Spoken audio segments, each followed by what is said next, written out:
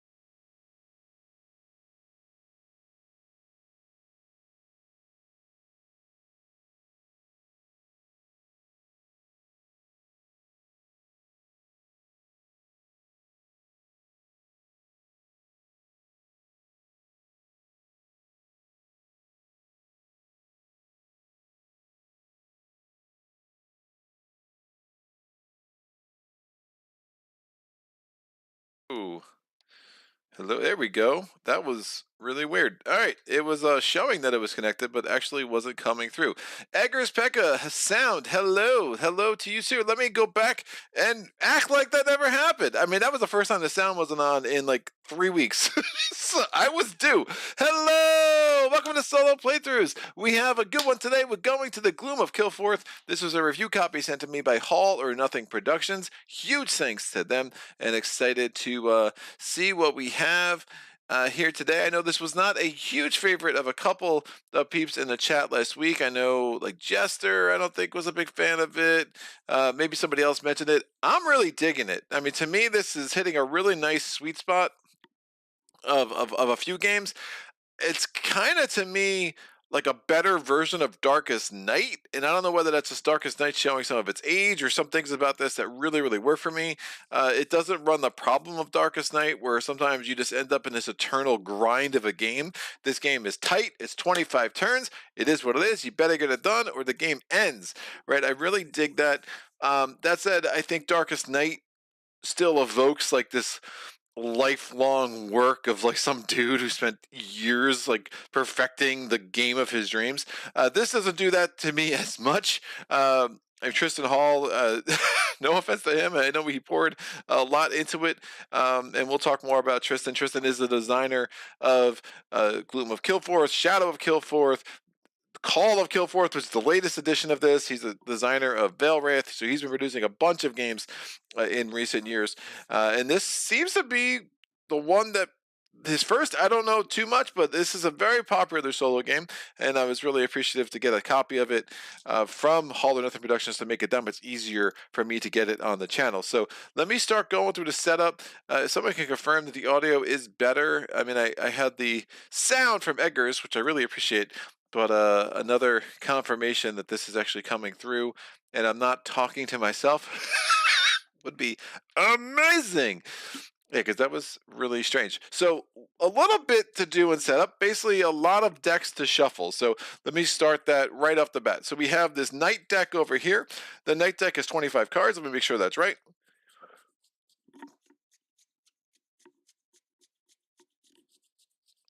All right, there we go. So it's one card for each of the locations that come in the game. There are 25 locations. So each of these night cards will correspond to exactly one of those locations and make those locations fall into the gloom because, you know, bad things are happening. There's some ancient foe that is around making some trouble in our neighborhood for sure. Nobody says, yes, love this game. It says, audio sounds fine to me. And Madi says, it is better than being mute. Marty, dude, you had some good. Go check out Marty's comments on my my freaking what was that thing? Maids Night. That Maids Night video from Monday. Marty made some good points. I was definitely not taking full advantage of Crystal Joy in a way that made things a wee bit harder on me against the Necromancer in the Necropolis. All right, this is the Badlands deck. All four of these decks will correspond to exactly 6 locations. So they're we have some auto focusing that needs to go away. Man, I literally turned. I don't know what the heck happened. This all got super weird. All right, turn the autofocusing off. All right, I still cannot change the auto light display.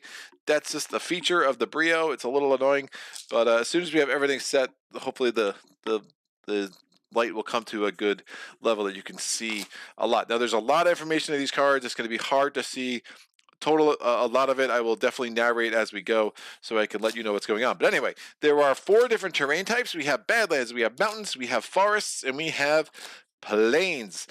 The Badlands correspond to purple. Purple corresponds to spells. The mountains correspond to red, and the red corresponds to items. This is all important. The forest corresponds to green. The green corresponds to titles. So that'd be like, different aspects of what your hero can become. And then the plains corresponds to the bluish gray, and those correspond to allies. So again, if you need to get a spell, you might want to go to a Badlands. If you need to get an ally, you might want to go to a plains. Or if you have a lot of gold, you can just go to the market and buy yourself whatever the frig you need. And the market is primarily in this other space called Sprawl City, because the math majors among you would have been like, hey, there are 6 of each of these 4 terrain types, but you said there were 25 locations. Indeed, I did. The 25th location is Sprawl City. Now, the cards I'm shuffling now are encounter cards. When you go to a location that does not have an encounter card on it, you must draw from the corresponding location deck. If there already is an encounter card there, you do not need to draw from the encounter deck. If you are in a location and you've already dealt with the encounter card that came out when you went to that location, then you can spend an action point to search, and you can draw another encounter card from the corresponding deck. Super, super cool. All right, let's get to the little assets over here. There are 4 kinds of assets. As I already said, they correspond to the different locations, and all of that is kind of color-coded. So I'll shuffle up the ally deck here. Now, allies, items, titles, and spells all give you different stat boosts that can be super helpful as you do certain tests, and we will see that play out for sure. So we'll put the allies there, the items. This is not the recommended setup. I just kind of did what works, I think, best on camera. It worked best for my crazy mind here, but whatever. Also, the student among you might notice I'm not wearing a hat for the first time in like 4 months. I finally got my first haircut since October. So definitely evicted a small family of squirrels. We have relocated them. They are safe and sound. We have found them a nice little tree hovel somewhere that they can go live in. But they had to get away out of my head because they weren't fitting in my hat anymore. So that's just how that works. All right, spells, titles, items, and allies. Everything is indeed shuffled is what I meant to say there. Now, it's going to get super bright when I take these off, so just bear with me. I'm going to shuffle the 24 locations, not including Sprawl City. And I don't know why I said Sprawl so weird. Again, it's going to be one of those days. So we're going to shuffle these locations up, and then we're going to put Sprawl City here in the middle. Quarter to 3. What's up, Tom? Hope this doesn't make you feel self-conscious, but you're looking quite dashing without the baseball cap. Yeah, my wife agrees. All right. So I came home from the hairdresser yesterday, and she was like, ooh. And I was like, all right. I actually literally Venmoed my hairdresser an extra tip because that was the wifey seal of approval was strong yesterday for sure. So let's put this up. We have we're setting up a 5 by 5 grid, and I'm just going to randomly arrange them from the deck the way I shuffle them, and not so randomly. I have a certain order that I do it in because I'm a weirdo, but also make sure the spacing is right as we go. And as far as what the different locations are, we will go to many of them over the course of the game, and I will be sure to talk more about them as we do. All right. Let me see if that spacing works on the video.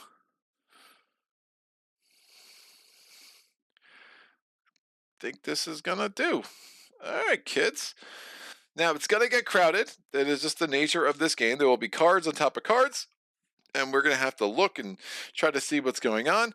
But again, so we have, you can see like the different terrain types. Again, down here we have a little row of plains. We have 2 badlands. We got some more plains over here, some mountains. So again, everything is that is adjacent is orthogonal. There's only orthogonal adjacency is the phrase I was trying to say there. So we will start with Sprawl City, and then if we want to move, we can spend an action point and just move to an adjacent location. Again, only moving orthogonally. But when I say we, I mean our hero. When I say our hero, we still have some work to figure out who that's going to be. So first and foremost, we're going to figure out our class. No, our race.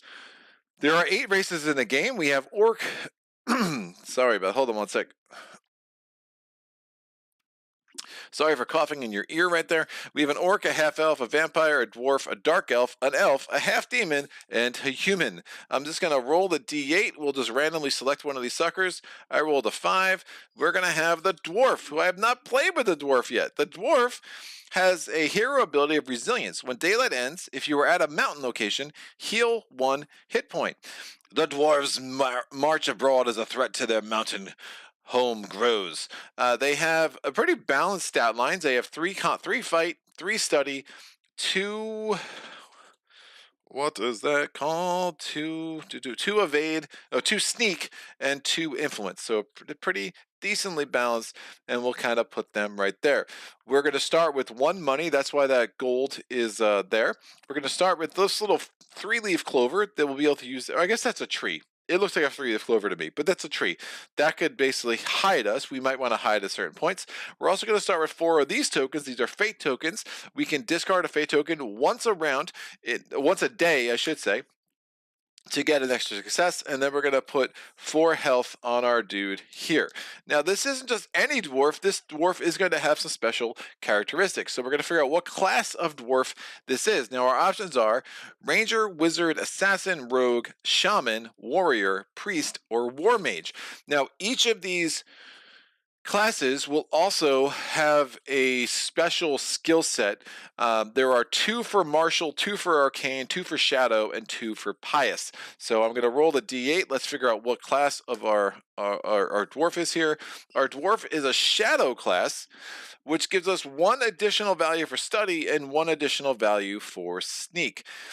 Hero, backstab, add 1 to your fight and sneak when you have surprise. That could be super awesome. So we are an orc assassin. Now what I'm going to do is grab the assassin thing here, and now that is going to be our hero's avatar going across this entire world that we've created. Now, our dwarf assassin has a backstory. So he has a little bit of a saga to him. So we're going to have to figure out what is his primary motivation. What does he need to accomplish in his life to be a fulfilled dwarf assassin capable of taking down an ancient evil? Well, there are 8 different saga combinations here. So we have rescue villagers, assassinate the lord, the casket of souls, the dragon's horde, escort being, trapped godhead, steal artifact, and take fortress.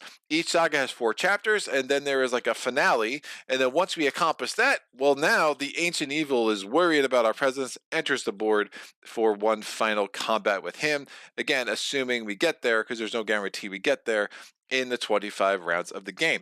So rolling a d8. Booyah, I rolled a 5, so 1, 2, and 3. That's 6, 7, 8, and here's the 5. So Dragon's Horde. Now I'm pretty sure I haven't used the dwarf. I don't think I've ever played as the assassin. I've played about a dozen games of this, but I've always randomized instead of like systematically going through it. So that was probably a mistake on my part. And now we have the Dragon's Horde saga. And then each saga has different chapters, and we will talk about that as we go.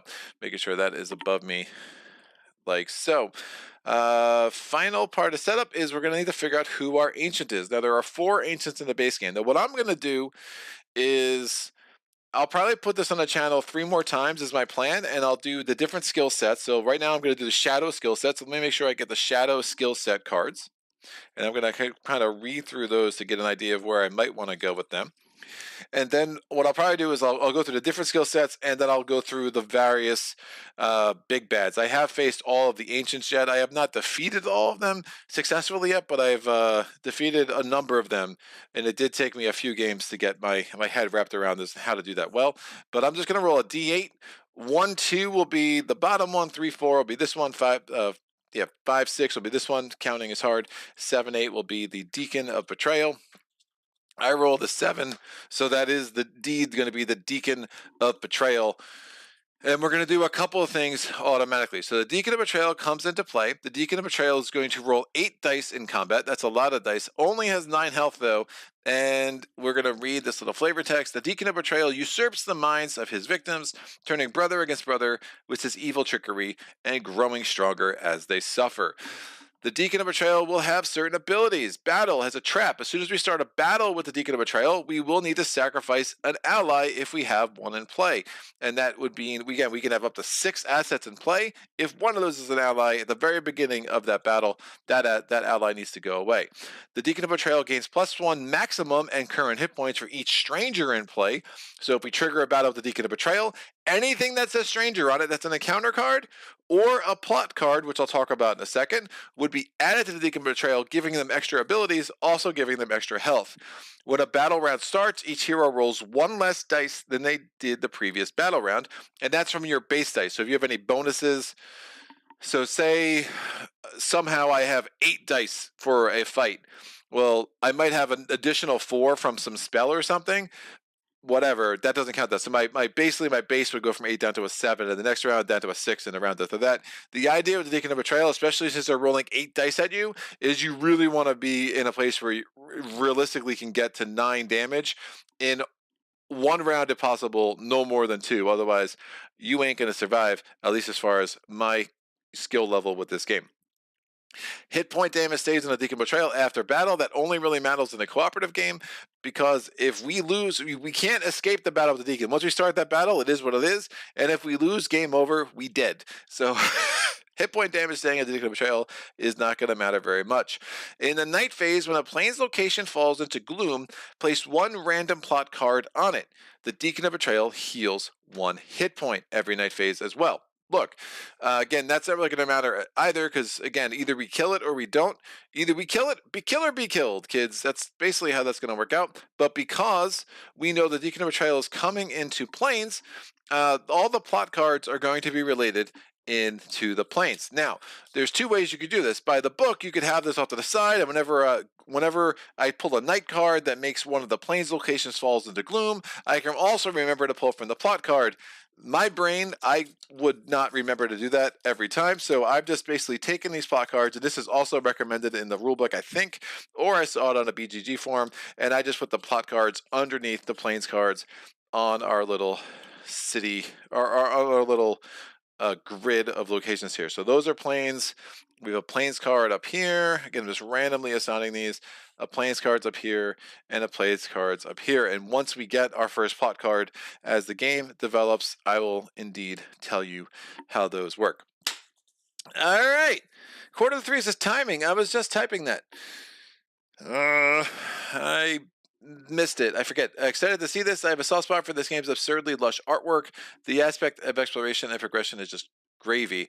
I even use a fixed setup, arguably cheating, to cultivate a sense of consistent map across multiple playthroughs. I can tell you're going to make me haul this down off the shelf. The artwork on the Rolling Hills card as my go-to for examples of artwork and writing that are absolutely unaware of each other. Check out those Rolling Hills. Moby, I've been playing with Gloom and Shadow, both mixed together. Big sets of cards. Plot card notifications is suggested in the rules. Excellent. Thank you, Moby. Yeah, I have not, again, I've only just explored this. I'm very curious about Shadows. I will obviously be reaching out to Tristan and his team over there at All or Nothing Productions and see where this might go. But yeah, early returns are, big fan. I mean, I like Valwraith. I'm really digging this on a different level, and we will see Valwraith again soon. Now, speaking of rules, segue, loose segue. The rulebook in this game, I don't want to say it's an abomination. I mean, it's not awful, but I learned a lot of games. I had a hard time learning this game from the rulebook, and that is usually my preferred way to do it. I spent a lot of time on BGE threads. There's one thread from 2017 that has 150 FAQ. And honestly, that didn't even cover it covered probably about 2/3 of my questions, right? I mean, seriously, I read through every single bit of that FAQ. I've been on other forums trying to clarify things. I think the rulebook is terrible, and it is what it is, dude. Like, it's just, I just think they could have done a much better job. I feel like I'm missing an enemy token somehow. Why am I missing an enemy token? It's not going to be a big deal, and you don't even know what that is, but you know, if I look distracted, that's why. It's somewhere around here. It's probably like underneath this box I have right here. So again, I'll find it later. We won't need it during the course of the game. Yeah, I think the rulebook's awful. That said, one of the things I love about Hall or Nothing Productions and Tristan Hall is that dude is all over BGG answering questions, and you know, I in a way that I really wish other publishers would do. Like, I mean, one of my like, look, Chip Theory Games, they have an FAQ section, and they're decently okay about answering questions sometimes. I mean, they might be awesome on Discord, but if you're on like, I'm not on their Discord, so if you're on like BGG or if you're even on their stuff on their website, there are just questions that are left hanging. I don't think Tristan Hall is ever. I don't think there's ever been a single comment about any of his games that he's not on there answering a question at some point within a reasonable amount of time. At least from what I could see with those forums, it's really impressive, and I really appreciate that. And designers that care enough to make sure that people are getting the most out of their games is really cool. The other thing that's interesting about Tristan, though, is he's kind of like, well, if you mess up one of the rules, it's fine. Just play however you like the most. I personally don't like that. Like, I want to be a player, not a designer. But I think it's cool that he's not so like enamored with his design that he like thinks there's only one way to play this, and the fact that he's just like, you know what? I mean, if you can kind of change the rules that you want. I prefer just a little bit more straight answers to some things, but it is what it is. But yeah, this rule book was it was very, very hard for me to get my head wrapped around this game in a way that's unusual for me. Now, it could just be the organization of the rulebook doesn't work with my brain. Like, I don't know. I just found it super confusing, not very clear, and that's a problem. Now, there is a player aid, which is mostly helpful. I have some quibbles about it, but at least it will get you started. But then you're going to want to constantly be checking back with the rulebook anyway as you're learning.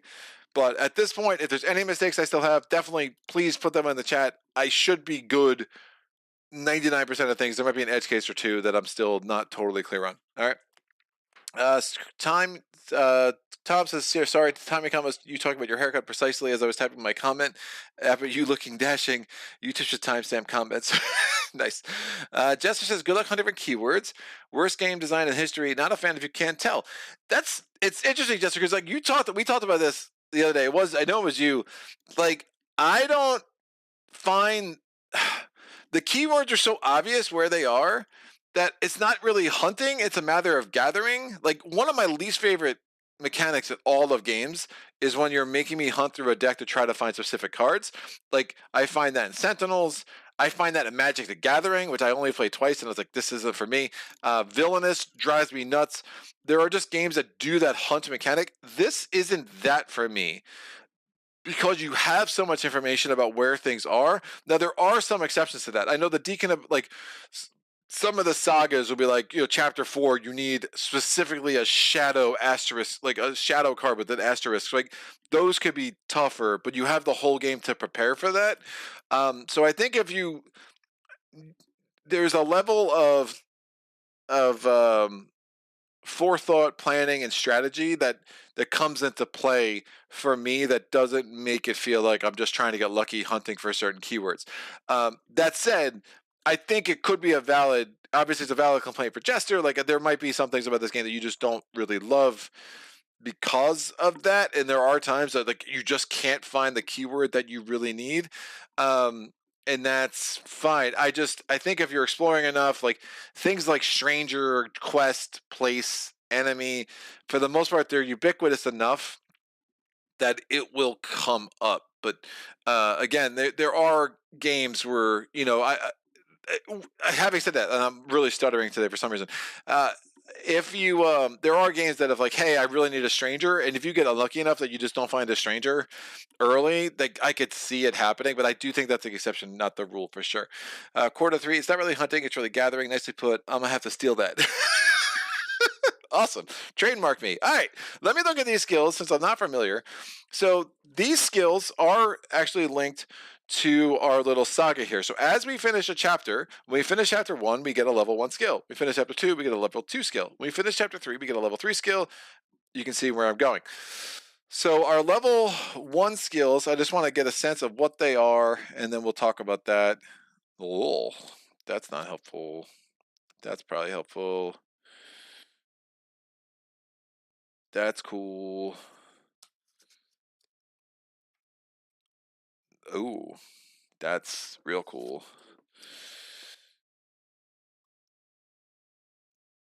Wow.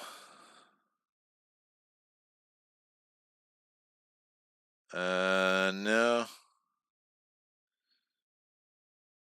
Wow. Okay. Interesting. And now we have the Dragon Sword. So our saga, wealth and untold riches have long been the focus of tales involving dragons, but only recently have those tales begun to resonate with truth. The mountains are terrorized by a mad worm which stalks all kinds of prey. You begin your search for the dragon by seeking its prey yourself and gathering rumors of its whereabouts from friendly natives. So, we're going to need to gather a mountain card, an enemy card, and an ally card, right? We are going to start with one card from one of those decks, and I'll talk about that in a second. So we have once we have gather these things, either having it on an asset that we control or on a card in our hand, which would be rumors, we can then spend 5 gold and do a regale action and advance to chapter 2. Once we do that, we can advance to chapter 3, then chapter 4, and so on and so forth.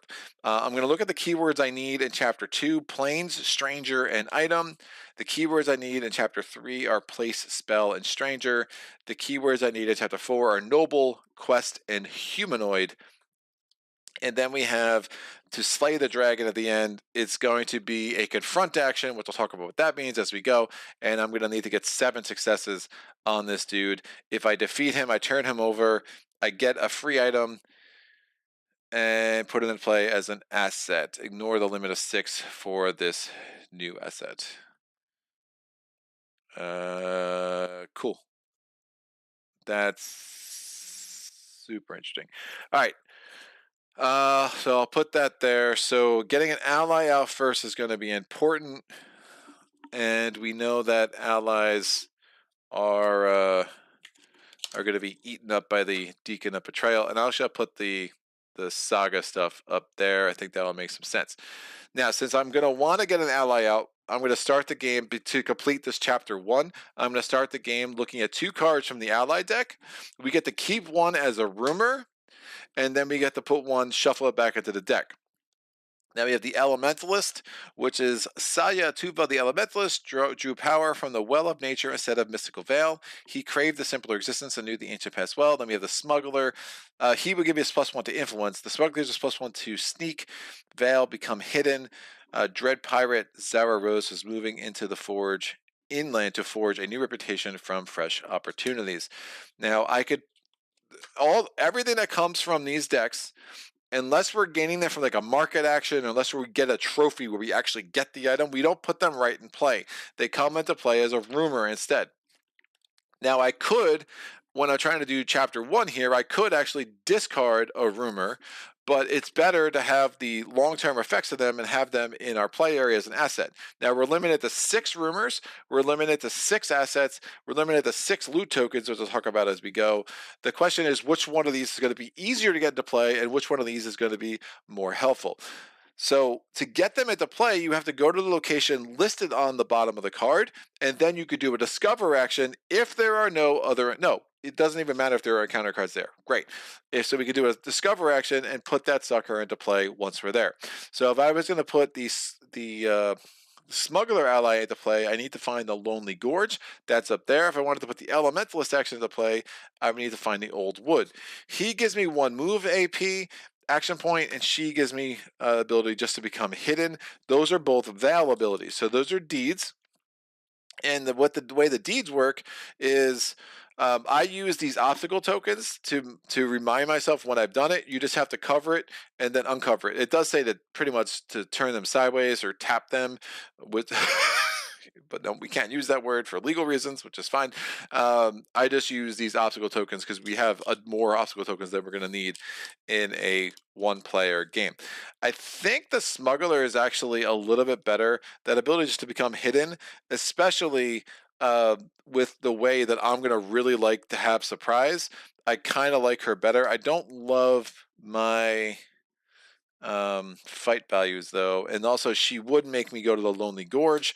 It's probably a little bit, it's the most dangerous to go to a mountain deck early, is definitely among the most dangerous things you could do, but I still think I prefer that, and having her added sneak value could also be helpful. All right, so I'm going to shuffle the Elementalist back into the deck, and we're going to take the Smuggler over here as a rumor. Moby says, I've found I rarely have to actually hunt for a keyword unless there are more specific ones like healing or other subtypes.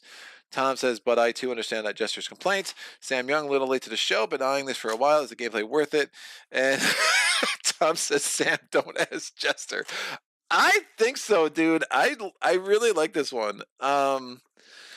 Again, if you like Darkest Night, I think this is a better version of Darkest Night. And I know people might really disagree with me on that. I just think this does what Darkest Night does, but does it in a better package, in a tighter package, and a tighter in a way that I think makes it better.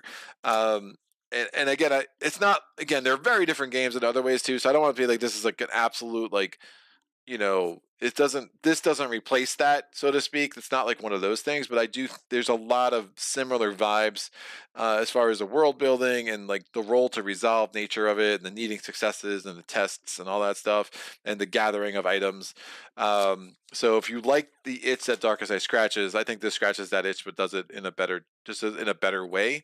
Obviously there's so much more to this game. I mean, there's expansions to this one. There's the Gloom of Kilforth. There's expansions to that. There's the Shadows of Kilforth. There's expansions to that one. The Call of Kilforth just delivered a couple weeks ago. There's expansions to that one probably in the works. There's just so much content, and as you add to the content, you can mix and match encounter decks, and you can really create like crazy combinations. And from what I understand, there's the abilities get more and more intricate. There has been some development in the rule structures. I know there's now a long rest possibility, which I'm not going to be using in this gameplay. I know the original Gloom of Kilforth, after you used a loot token, it comes out of the game, or it would go back into the loot deck. There's an absurd amount of loot tokens in here, but now it's like after you use a loot token, it comes out of the game. It's a silly. This deck, this game does do one of the things I really really don't like in games where it's like this loot deck will definitely troll you. There are times like, oh, I get a benefit, then it just punches you in the face. I hate that about games. Nemo's War does it. What I like Robinson Crusoe. I don't like that when you've given me like not only opportunity cost to do what I did. There was no guarantee I would succeed, so I finally succeeded, and then I do this thing, and instead of like getting any kind of bonus, I get like lose one health. I don't like when games do that. I don't think it balances well, and it just I just the dice games for me are hard enough. Like when I succeed, I want a little bit of a reward. But we'll talk about when we have the option to use a loot deck often. This isn't something that you have to do. You usually have the option to take like a gold bonus, and again, we'll talk about all of that. Tom says, as someone else who's played this a lot, has been very critical of certain aspects. Overall, thumbs up. Simple character progression, exploration, encounters, lovely artwork, very replayable. But I'll let Greg give his own answer. Never Bored Cat says, I have Shadows of Kilforth, and it fills the need to play a large campaign game, which I don't really have time to do. And Tom says, great point. Never Bored Cat. And I like how it fits with Greg's Darkest Night comparison. A bite-sized fantasy campaign instead of a drawn-out multi-session epic. Absolutely. All right. Let's make the magic happen, people. So at the beginning of a day, we're going to break camp. And I'm going to get action points. Now, the black hearts here are representative of my action points. And how many action points I get on a given day is going to be equivalent of how many health I have. So I have 4 health, I have 4 action points. If early on something bad happens and I end up with 1 action point, we'll probably restart this game, because that's a really rough thing to come back from. There are ways that we can rest to get health back, but it's very slow going. And I think the long rest addition in Shadows was a really nice addition to the rule set that I wish they actually just put in the rulebook for Gloom, but there's nothing stopping you from adding that if you prefer. The first thing I'm going to do is I'm going to spend 1 action point to become hidden. The second thing I'm going to do is spend 1 action point to move. I'm going to move from the Sprawl City. Now, all of these things do have bases. Obviously, I took it off the base for the camera, but I'm going to move here to the Old Wood. Once we enter the Old Wood, we look around. There's no encounter cards, so we're going to draw from the forest deck because this is a forest location, and this now enters play. It is a Sacred Shrine. So it's a place, respite, forest. You would roll against your sneak value. If I get 6 successes on this card over multiple attempts, because it's going to be hard to do that at once, then I could heal back to my maximum hit points. It was thought that the sanctity of the shrine of Saw Rock made it impenetrable to even the deepest of the gloom. And we'll put that sucker there. I have 2 more action points left. I'm going to spend 1 action point to move to the Lonely Gorge. It's a little risky because, again, the enemies in the mountains can be indeed pretty hard, but I do want to get the smuggler in play because I like the fact that she can just, I can veil her every turn, become hidden. It will save me a bunch of actions because I like being hidden. But we're drawing from the mountain deck. Let's see what it is. It is indeed an enemy. Oh no. So the enemy comes out. Now we have a couple of options here. We can fight the enemy, and in that case, it has 4 health. We need to get 4 successes to kill it. Now, fighting it, so normally encounters require action points to confront them. Enemies, instead, it's different. They're basically just an encounter as soon as it's in your location. Now, it has a sneak value of 1, so I can try, since I'm hidden, I can try to like sneak past it, but I have to roll 3 dice. Now I could just choose the variant of auto success because my sneak value is higher than theirs, or I can try to see if I can get at least 1 success to just have to ignore it. I don't think I want to fight this just yet. I don't think I'm set up for it. So I when the engagement happens, since I am hidden, I'm going to stay hidden, and then I'm going to try to just coexist with this dude while it's there. Because if I can sneak past it, I just put it there, and then it's like it doesn't exist for me. Now, if this is a multiplayer game, it could exist for other heroes, but right now I'm just trying to make it not exist for me. So I'm rolling 3 dice, which is my sneak value. I need a 5 or a 6 for a success. I got the 1-5. I did succeed, so I am not going to fight that dude right now. That seems like just a bad idea. As much as I do need a mountain and an enemy, I'm scared, people. I am indeed a bit scared. Hit 1 to your fight and sneak when you have surprise. Yeah, I only have 4 fight. That seems not great. I'm just trying to get but I still need an enemy.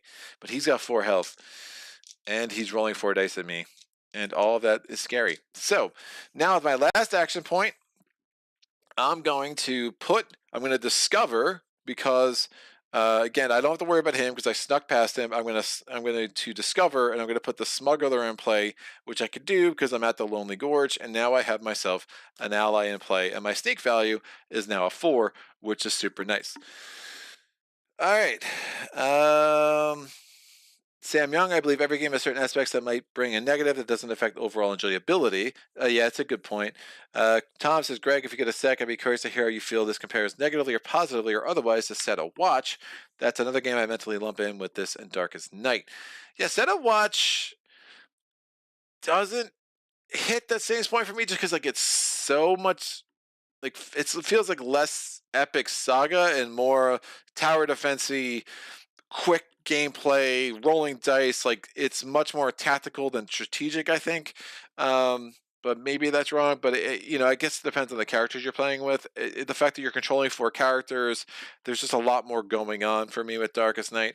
But yeah, with Set a Watch, I mean, I do love Set a Watch. I mean, Set a Watch is it's gonna be somewhere around my top 10, if not in it. This I still haven't decided where I'm fitting this for me, for sure.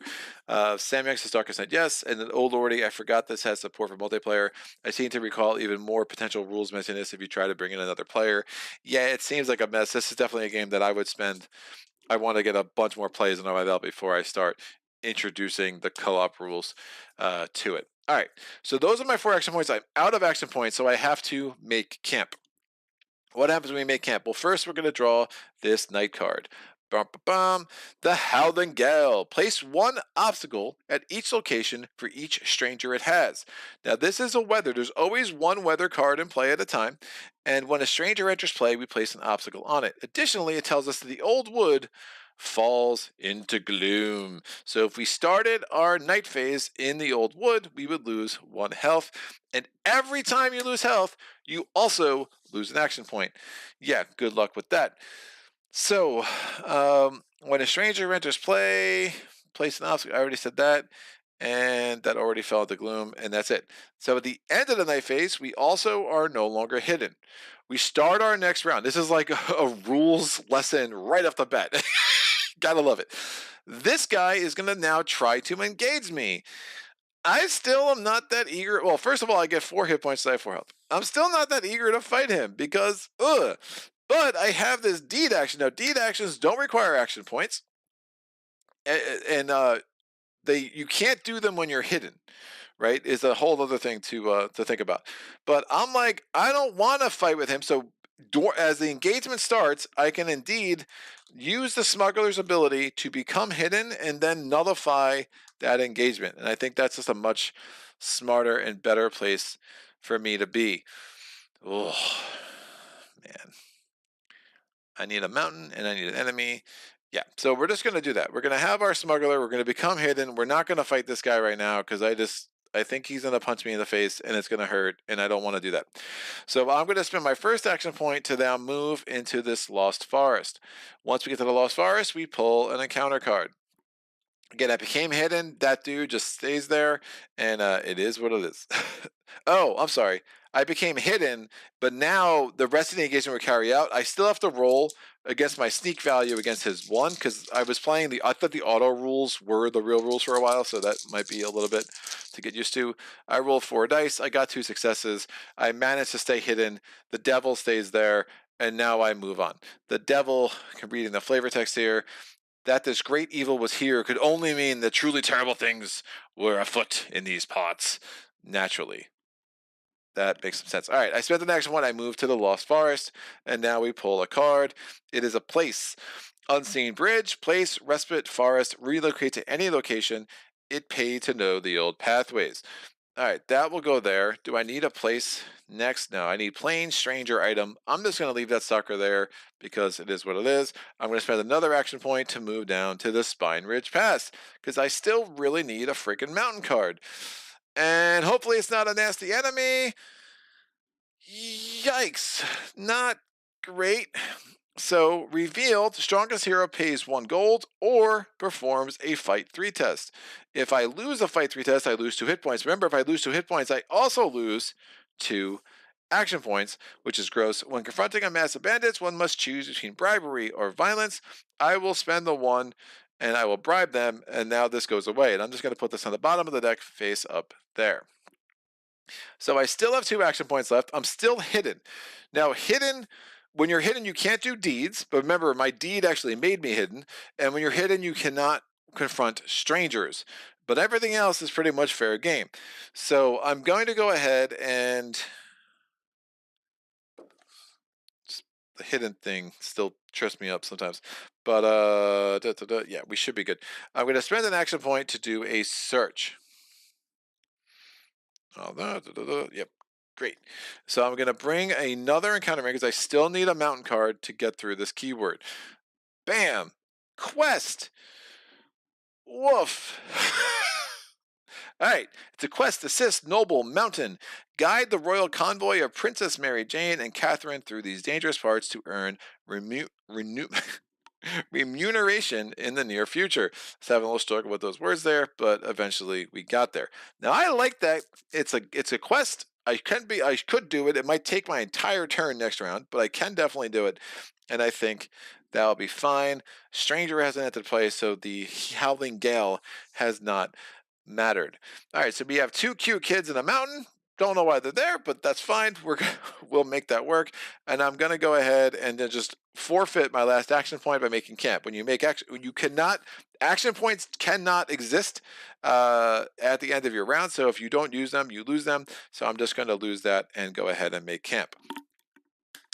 Tom, oh lordy, I forgot this has support. Oh, wait, great. That is not a new comment, so I will just leave that there.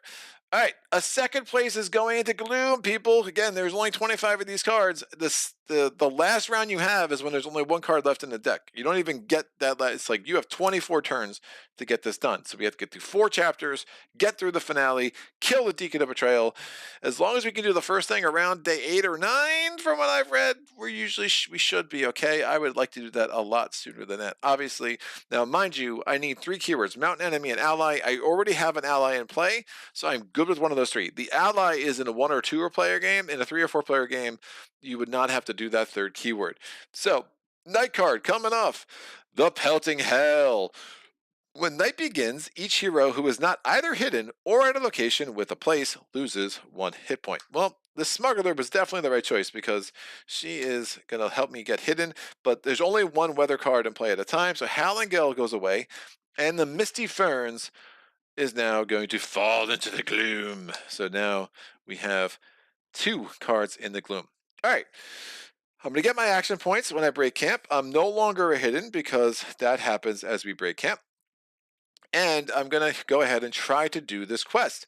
I have a study value of 4, 3 of my base thing, plus 1 because I am an assassin. So I'm spending 1 action point to roll 4 dice. I'm going to need a total of 5 successes, which is not going to be easy, but I have 4 action points to do it in, so hopefully we can pull this off. I got 2 successes right off the bat, so that's helpful. I'm going to use health markers to keep track of how many successes I have. I'm going to spend another action point. I got 2 more successes. Clean living. I just cheese it?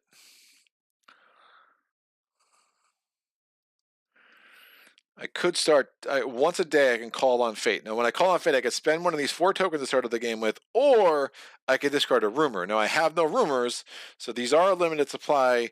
I'm not sure else what I would want to do today. I do need to find. I have an ally. This would be mountain. I would still need to defeat an enemy. I don't really love that enemy, but you know, you could do worse.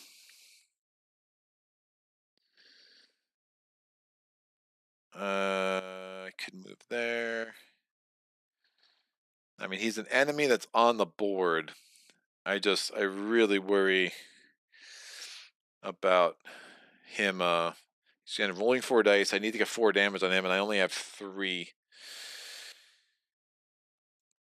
All right, I'll save those suckers. I'm going to roll 4 dice again. I need 1 success to go. I rolled a 6. Great. So I got 5 successes in 12 dice. So that's good luck there. And again, if I was doing the influence value, I would need 6. I did the study value, which I only needed 5, which is good. I'm actually a lot stronger in study.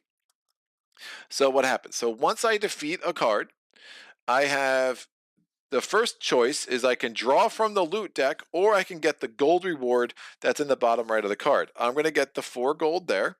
Remember, I need 5 gold to do a regale action. And I can kind of put my resources up here. And now I could either discard this card to take what's pictured there, which would be a spell, or I could keep this card in my hand as a rumor. I will indeed keep it as a rumor. I'm going to spend my last action to move back up here. Now, I do not need to draw another card there because there's already an encounter card, and I'm going to go ahead and make myself hidden anyway because why the heck not? It doesn't really matter. We're now going to go and we're making camp. Remember, when night begins, each hero is not either hidden or at a location with a place. I'm at a location with a place, and I'm hidden, so can't really complain about that. So we're good. And now we're going to. If one of those things was, if neither of those things was true, I would have to lose a health, and that would mean I'd have 1 next action point next turn. And now we're going to have our 3rd night card here. This is the Tribal Chiefess. Place the stranger at Spine Ridge Pass. A brave wild claw trailblazer has taken it upon herself to fight back the gloom single-handedly. So, Spine Ridge Pass. Now, remember, she had come out in different order because of Howling Glade. We would have had to add an obstacle on her. We'll talk about what obstacles do as the game progresses. But Spine Ridge Pass is now in the gloom. And here we go. Well, that's super interesting. All right. What are we worried about? They are Yeah, strangers are definitely things we're gonna have to deal with as the game progresses, because for every stranger we don't deal with, the the deacon of betrayal is gonna get an additional health, and that's not good.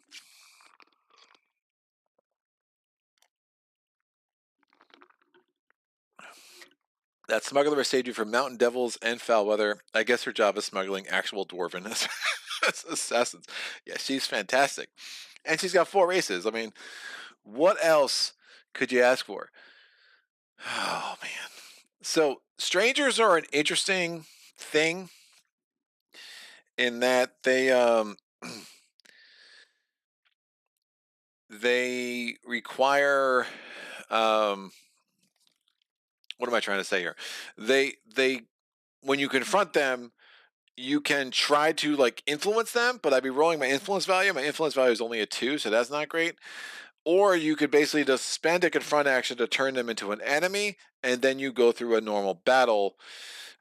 When you could turn them into an enemy and defeat them, you have to take them as the rumor because you killed them, so you didn't get any information. But if you actually influence them, then you could actually take the reward that's pictured instead. So I could again discard the tribal chiefess to take an ally. Now, what's on the back? So it is a stranger. So we are going to need to deal with a stranger at some point, and we need to do a plains at some point as well. How lucky do I feel? If I could advance, I feel a lot better about certain things. But rolling 3 dice, 4 if I have surprise. Doing 4 damage to this dude, this could be ugly. Ugly. Heal back. It's just the only enemy. Having to do an enemy early is not great. But how lucky do I feel? I could also see how the first round goes, and if it goes bad, then I can easily just escape. But that's not ideal. That trophy is gross. Yeah, I think I'd go for it. Oh, something has to fall into. No, I already did that. I think I'd go for it. I don't love it. I don't love it. But it's the only enemy on the board. I don't want to get to a place where I'm just digging for enemies and it just doesn't work out. So I'm going to I get my 4 action points when I break camp. I'm going to spend 1 action point to become hidden. Yes, I could do the deed to become hidden. I don't want to do that right now, and you'll see why. And then I'm going to spend another action point to move into here. All right, we're now fighting with. Now I encounter the devil. I'm going to have a fight with him. I'm going to lose my hiddenness to gain 1 extra die in the first round of battle. So this is on. I'm rolling 4 dice. He's rolling 4 dice. I need to do 4 damage. He needs to do 4 damage. Let's see if I can't have a big roll in this very first round. Oh no. That's awful. I do no damage to him. He does no damage to me. So we go to round 2. I'd be rolling 3 dice. He'd be rolling 4. Never mind. I'm going to escape because I don't want to keep going there. And when I escape, I'm going to relocate to the nearest enemy-free location, immediately make camp. In this case, the enemy fully heals. The enemy has no damage on him, and it's relocation, so it doesn't actually pull a card out. So let me actually relocate here. Relocate is not a move, so even though there's no encounter cards there, I don't draw an encounter card, and I'm just going to end my turn. All right, I just think that is better. I gambled, see if I got a big roll early. I could have, again, spent fate to get the damage. So if I had rolled 3 5s or 3 6s, I could have killed it in 1 swoop, taken the damage, but ultimately it just didn't work out. I'm a little under prepared to take on that battle, but again, it was something I wanted to try to do. Oh, +1 to my fight and sneak when I have surprise. So in theory, I would have, since I had surprise, I would have rolled 1 more die, so I would have gotten 1 damage on him. Still not enough, but yeah. So I was basically rolling 5 dice. So the assassin, when you you have surprise when you're hidden and you start the battle. So I was rolling 3 dice plus 1. I would have had an additional.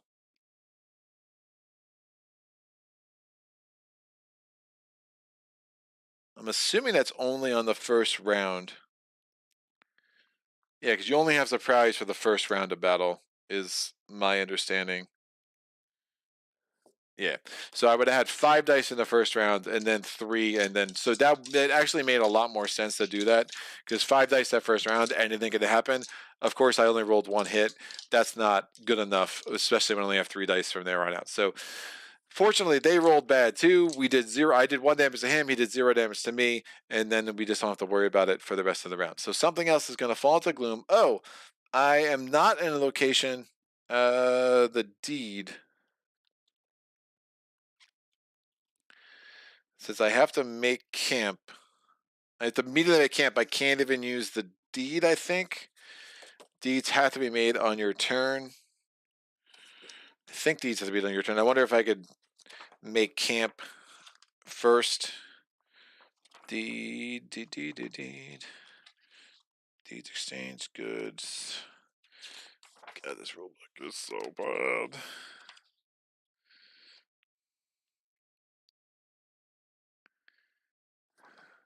Deeds. You can do it anytime during your turn. So it wasn't my turn. So since I had to immediately make camp, I could not become hidden. So this will trigger. I lose a health there, and then because again I'm because of pelting hail, I'm not in a place with location. Oh, I could have just gone to a. Never mind. There's no. I could escape to a place without an enemy. So let me move here so I don't lose a health, because there is a place there, and I think that makes more sense. All right, because I don't want to lose the health, because then I would lose an action point. And now we have something else fall into gloom. Great. This goes away. We don't have to worry about that anymore. All is quiet, but the Barrowmoor falls into gloom. The Barrowmoor is over here. Here. Great. Now the Barrowmoor has a special thing that it's also connected to Lava Canyon. So if I was at Barrowmoor or Lava Canyon, I could move to each other without, even though they're not adjacent. So I could go from here to here or here to here. And now there is one of these cards underneath it. So Knight of Betrayal, Deacon of Betrayal, the pain and torment in the knight's wild eyes belie the slavery grin on his face as he rants and tongues about the coming of the deacon. You could put an end to his misery before he joins the ranks of the ancient's minions, but what would people think of you for such callous butchery?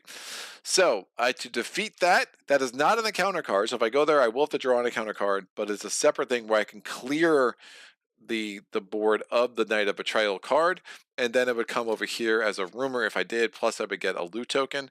If I don't deal with that, 2 things happen. One, it has a stranger keyword, so it would add to the deacon's abilities and to their thing. The ability it would get was treat all class cards as though their ability, text, and attribute bonuses are blank. That's really gross. The second thing that it would do is yeah, so it would add, and it would also add to the health, is like what I was saying. So we definitely want to deal with that at some point. So we're breaking camp. I get 4 hit points left. I get 4 action points, and I kind of want to try to roll 5 dice against this guy again and see if I can't get a better roll. All right, so I'm going to spend 1 action point to become hidden. I'm going to spend another action point to move in. I'm going to get rid of my surprise. I'm rolling 5 dice in the first round. 1, 2 hits. So close. He's rolling 4 dice against me. He gets 1 hit against me, so I take a damage and lose an action point. In this next round, I'm rolling 3 dice. 1, 2 hits, so I've killed it. It's rolling 4 dice against me. 1 hit, I lose a health and an action point. It's still my turn, though, so he's dead. And I think at this point I can go ahead and use this deed and become veiled and become hidden, but someone can let me know if that's wrong. Not that it matters, because the weather thing is not there, but I have killed the devil. Since I killed the devil, I get 1 money, and then I could take this as a rumor, or I can put it in back in the bottom of the mountain deck and I can grab an item. I definitely want to take that as a rumor. All right, so now I can actually advance my chapter, which is super important. We're now going to go to Nightfall. I have to make camp. Remember, I lost 2 health points, so I lost the remainder of my action points, but I still became hidden. I think that's all legit. And now we're going to go here. So good thing is that the weather changed, so I don't have to worry about, again, taking a damage because of the pelting hail. The night card coming out is the Rosen Crusader. So the Rosen Crusader is a stranger revealed. Place a stranger at Grand Plains for the rose and for the free, Sir Gregor Risers. Good name, Gregor. And then he's going to be in the Grand Plains. The Grand Plains is over here. So now we have 2 of these cards. Again, it is a Plains location, so we get a second plot card. And this one says the Agent of Betrayal. For evil to accomplish its purpose, it is only necessary that good folk do nothing. The Deacon's agents are abroad and corrupting the minds of the vulnerable. If you don't create a network of spies to counter their venality, the repercussions could be far-reaching. To defeat, all heroes must lose 1 action point. If we don't defeat it during a battle with the Ancient, there's a trap where you'd have to sacrifice another ally in addition to the first ally that we'd have to sacrifice, which could be no bueno. As we break, something falls into gloom. Yeah, that already fell into gloom. Yep, I did flip that over, so we don't have to worry about that. So there are 6 of these plot cards. We've already found where 2 of them are. There are 3 more going to be down there. 1's going to be there, but now we can kind of make our way down here. We're going to get 2 action points because we only have 2 health. The first thing I want to do on my turn is a regale action. I have exactly 5 money. I got 4 from the Protect Royalty. I got 1 from the Devil. I chose not to take loot either time. I'm spending all 5 of my money, and now we're going to do the first chapter of this saga. Again, I read that flavor text before. Now we go keywords one at a time. Mountain. I don't have anything in play. I don't have an asset in play with the mountain keyword, so I have to discard this. This quest has the mountain keyword, so I'm going to discard this and put it on the bottom of the mountain deck. Enemy, I'm going to do the same thing with the Devil, bottom of the mountain deck. Ally, I have an ally in play. Now I could discard this ally and get half of its money. I think it's half. Is it half? Maybe it's the full amount. I could discard an asset in play for its gold value. No, I do not want to sacrifice that for the gold value. No, thank you. But I do. So I'm done with Saga 1. So we flip this over. Dragon's Horde, Saga Chapter 2. You will need the backing and unity of the people of the hinterlands if you are to succeed on your perilous adventure. The outlying villagers are terrified of the dragons and have already sought protection from their local champion. By force or reason, you must prove yourself more worthy of their support than their champion and demonstrate that you can protect them. We need plains, stranger, and item. Great, I have none of those things, but we'll get to work. Now, since I did level up, actually I'm no longer hidden, that stopped when I was done resting. Since I leveled up and I completed chapter 1, I get +1 to my max health and my current health. So my max health is now 5, my current health is 3. The second thing that happens, I get one of these 2 skills. The one skill I have an option to is at a forest location, I can veil this to heal 1 hit point, or I can spend 1 action point to look at the top of the encounter deck. No, I don't want to care about the top of the encounter deck as much. I will take this forager, and when I'm in a mountain location, I can again heal up a hit point, which could be super nice. I'm going to spend my last action point here to heal 1 because I can rest because there are no encounter cards there, so that's super important. And I might as well do this deed as well, and I'll just become hidden. And I'll put an obstacle over here reminding me that I have access to a second deed. All right. Tom, that devil might have some manticore blood in him. Yeah. Kanye Studios. Hey, hello, everyone. What a beautiful game. Yeah, it is pretty breathtaking for sure. Whoo! All right, let's go. We're going to go to the next night card. What is it? So this is our 5th night card. So we're already through chapter 1, which is pretty strong. 1, 2, 3. Yeah, there's 5th night card. So I dig that. No, 4th night card? Maybe 4th. 1, 2. It's our 5th night card. What do we get? Demonic Rite. Discard a place from play. Honestly, I'm never doing the Sacred Shine. That's not realistic, so we're going to discard that. It could be any place. Now, if one of these plot cards also said place on it, we could get lucky in that sense and just get rid of things that way. So we're going to put this away. Mysterious cultists worshipping foul gods are continuing their forbidden practices undisturbed, and the lonely gorge now falls into gloom. Well, good thing we are leaving there. Booyah. Out. Discard. Beginning of the my turn, we're going to break camp. I'm going to get 4 action points. I'm going to do this deed to become hidden. Again, you lose the hiddenness every night. I'm going to keep forgetting to do that, but that's fine. I'm going to spend an action point to move to the Green Meadows. Once there, we take off the top card. It says Quest, Restore Farm. Raiders have destroyed the Owens farmstead, leaving only backbreaking work and heart-rending struggle in their wake. Now, even though I'm hidden, I can deal with the quest. That's fine. The only thing you can't do with the quest is you can't do deeds, and you can't do when you're hidden. The only thing you can't do when you're hidden, I should say, you can't do deeds, and you can't interact with strangers. But that's a quest. I think I would like to do that. It's only going to take 1 study value. Yep, there's a little mark there. Just some things get locked out. I was just the artwork in the background is a little misleading. I do need a planes card, so that would be perfect. Planes, stranger item. Planes, trains, and automobiles. All right, and now we're going to spend an action to do a confront action to the Restore Farms. I'm rolling 4 on my study value. I got 2 successes. That's perfect. So I will do this. I don't want loot. I'm going to take the money, and then I'm going to keep this over here as a rumor. So that is going to satisfy the planes. What's going to be the next chapter is place, spell, and stranger. Now, I could have discarded this to get a spell. I'll have other ways to get spells, so I was not eager to do that. So again, I became hidden by a deed. I spent 1 action point to move. I spent 1 action point to confront. Spending another action point to move again. We are in the hidden woods. We take a forest card. It's a place. Well, I know I need a place next turn, so that's really nice.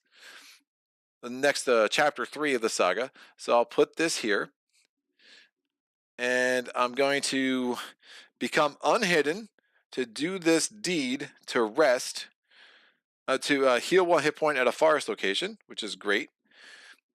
And I will try to do this right now. So I'm going to confront, well, it's heal 2 victory points, but I don't care about the victory points as much as getting the card so I can keep moving down. Oh, that's a stranger card too. Oh, that would be nice. I still need an item. So that's the one thing I don't have yet. I mean, I could go to Sprawl City and buy an item if I can get enough money. So I'm going to spend my last action point to do a confront action against a secret pool. I have a sneak value of 5 because the smuggler, the assassin class, and the 2 from the dwarf. Oh, that's 4. It's like 5. It's just a little different. And I got 1 success. Let me just, for the sake of efficiency, I'm going to do the fate thing. I'm gonna get another success out of that. Again, I could do that once a day. Yes, I only have 4 of those, but again, we'll have so many rumors at some point in this game that it's not that big of a deal. And now I could heal 2 hit points. I've already healed to my max. I can get $1, and I could discard this to get a title, or I can keep it over here as a rumor. I will indeed keep it as a rumor because I know in chapter 3 I'm going to want that. All right, these all come out. We're going to have to make camp because I have no more action points to spend. We're going to draw this night card. And what does it say? It is the Veil of Fog. Weather. So the weather is now changed. Each hero is limited to 1 move action a day. Map when night begins on the 3rd day after discard or display. Discard, discard. Now the map ability is really confusing. A lot more confusing than it really needs to be. I think it's written very, very poorly. But ultimately, while it's on the map, there are certain abilities that are going to trigger. So every time we hit night, we'll just put a counter on there. When this hits 3, we'll discard this. So again, because if it stayed out all game, that could be seriously limiting to our chances of actually winning this game. So we're just not going to worry about that. Green Meadows does go into Gloom. So that was the one we just came from. This now switches over. The Farseer of Betrayal. The Farseer's ominous predictions and rumor mongering are terrifying the populace. You could attempt to draw the ancients' evil influence from this old prophet, but you would have to give your own very essence to succeed. Huh. Well, I had to lose 2 hit points to do that. That's a lot to do when I only have 5. Losing the action point here is probably smarter. I do not have a lot of money. My influence isn't great. You cannot get surprised against a stranger, so that is something else that's really limiting me right now. I just don't have a lot in the way of um of uh of attack abilities. So, enemies are almost easier for me than strangers. So I am going to need to change that though, because I'm going to need to get rid of these strangers. Now, the one thing I could do is just try to influence them, but the influence, again, my influence is only a 2. I'm going to try to boost that, obviously, and I would require 3 successes. If I roll and I lose the first one, then it becomes an enemy, and I'm just forced into engaging with this combat. So, not the greatest of situations for sure, because I still need to get an item. I mean, I could buy one in Sprawl City. I think that's where I'm going to have to do, but then hopefully get enough money somewhere else to do the regal. So, all that to say, I get my 5 action points because I have 5 hit points now. I'm going to, I could do that.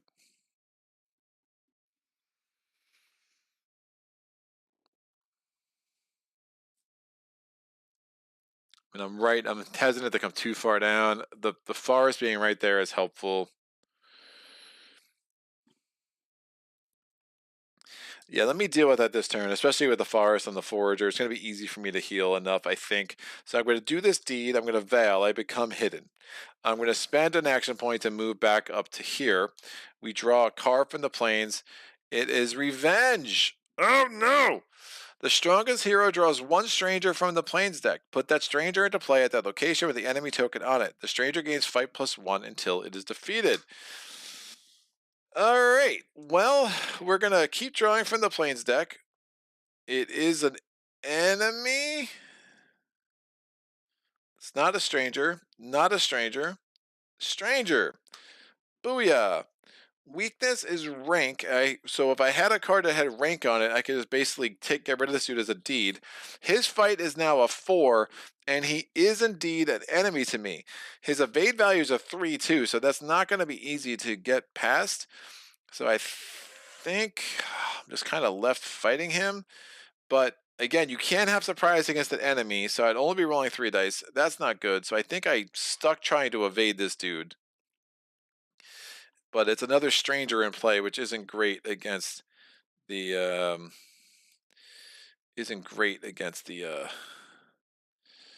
the Deacon of Betrayal. So I am going to try to evade since I was hidden, right? So I can still try to evade this sucker. And I was hidden because of the smuggler. So I'm rolling 4 dice. I need 3 successes to successfully evade this one. And if I do, then I can just ignore all of it. Yeah. And I rolled 1 success, 2 success. I'm going to use this fate thing because I haven't done that yet today. And I have successfully evaded it. So now it's just going to chill there. I'm going to spend 1 action to clear. To clear this thing. But that's going to require me to lose 2 hit points. I lose these 2 hit points. That means I lose 2 more action points. But I have successfully done this, so I can take this off and I put it over here as a rumor. Additionally, I get a loot token. There's a lot of these loot tokens that'll be really bad for me, so hopefully I don't pull one of those. Alright, map, reduce, relocate to any Badlands location. That is a relocation thing. It is not an action point. If it was an action point, I'd have to get rid of it at the end of the turn. By my understanding of action points, the rules of loot and action points and how they interact with you losing health are all super freaking confusing in a way I don't love. Alright, I'm no longer hidden, but I have to get out of there because I just don't want to deal with that location anymore. Plus, if I'm still there, it's in gloom. I would lose a health at the end of the round. Oh, I can't move again. Woof.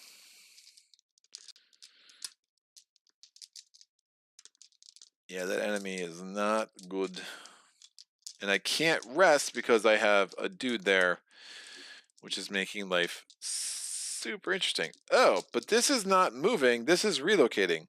What a good pull from the loot deck, kids. Woof. All right, relocate to any Badlands location. Yeah, I think I have to do that. That enemy really made things interesting. I probably shouldn't have gone back up, realizing that's in Gloom, and realizing I was gonna have to lose hit points, but I knew I could heal relatively quickly. Just getting that encounter instead of something I could deal with made that worse for sure. But I do want to get out of there, so I'm going to spend this token. This comes out of the game, and I'm going to relocate to the...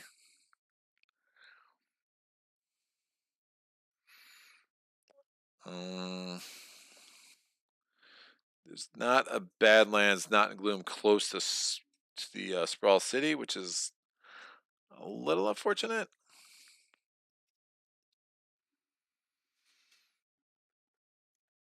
I'll go down here to the Dark Mire.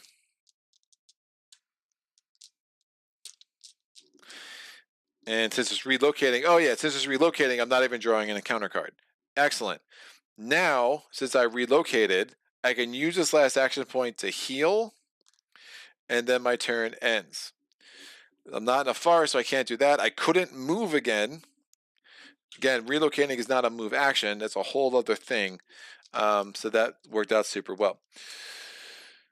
All right. Kanye, a lot of stuff. Tom, I forgot if it's allowed to look at the requirements of later chapters. I recall playing like he was known from the beginning, but that might have been modding the game. Yeah, dude, I would never play. I can't. I think if you played it enough, you're going to learn the keywords anyway. I just think it's absurd not to have that information. I don't know, man. It'd be level difficulty. It'd be really gross. Kanye quarter 3, you can look, but it's not recommended for a thematic standpoint. Yeah, I'm okay with not being super thematic. Neverboard Cat, not sure about the rules, but I also look at the future requirements of chapters. I just don't read the flavor text until I hit that part. You can come out of hiding. Kanye says you can come out of hiding to interact without cost. With the strangers, yeah, for sure. When you confront, I believe you come out of hiding to confront, but checking that. You can confront quests and places without coming out of hiding.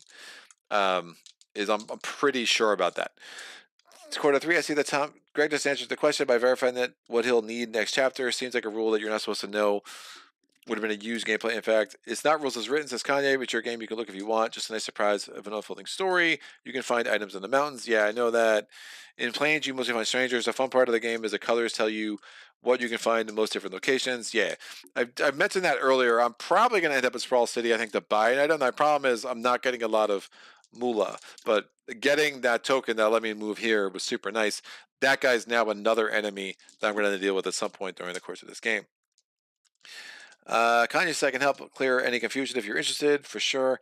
Kanye, you're being very helpful, but just be aware Greg might not see your comment until he takes a break between turns. If you're patient, he'll definitely get to your comments. No worries, says Kanye. I don't want to be bothered. If I'm being annoying. No, this is never annoying. I love this stuff. Like it's really helpful, man. I mean, I learned so many games. I do spend hours trying to get a game ready for the channel, but a game like this is a significant investment for sure. And Tom's is not annoying at all. I just don't want you to think you're being ignored. Mounds provide more money too. Awesome. Mounds are also super dangerous. I mean, to get the items, I need to kill an enemy most of the time, right? I'm scared, dude. I'm scared. I'm not set up for combat. It's just, ugh. Yeah, I've been playing as the orc a lot recently, and then the vampire. So this like 3 combat value is really tripping me up. All right, let's go into Gloom. Why not? I have 4 health. That's helpful.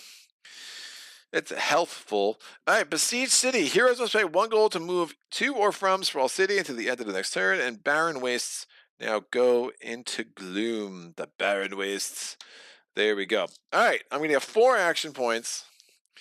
I was going to go to Sprawl City, and guess I'm not now. I don't have a title. I can only move once. Oh, kids. This is going well. It's going well. All right, I'm going to do a rest action to get a health, because there's no encounters there.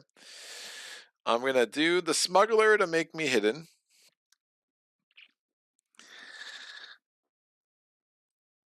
I still need an item. I would like to get an item in play for sure.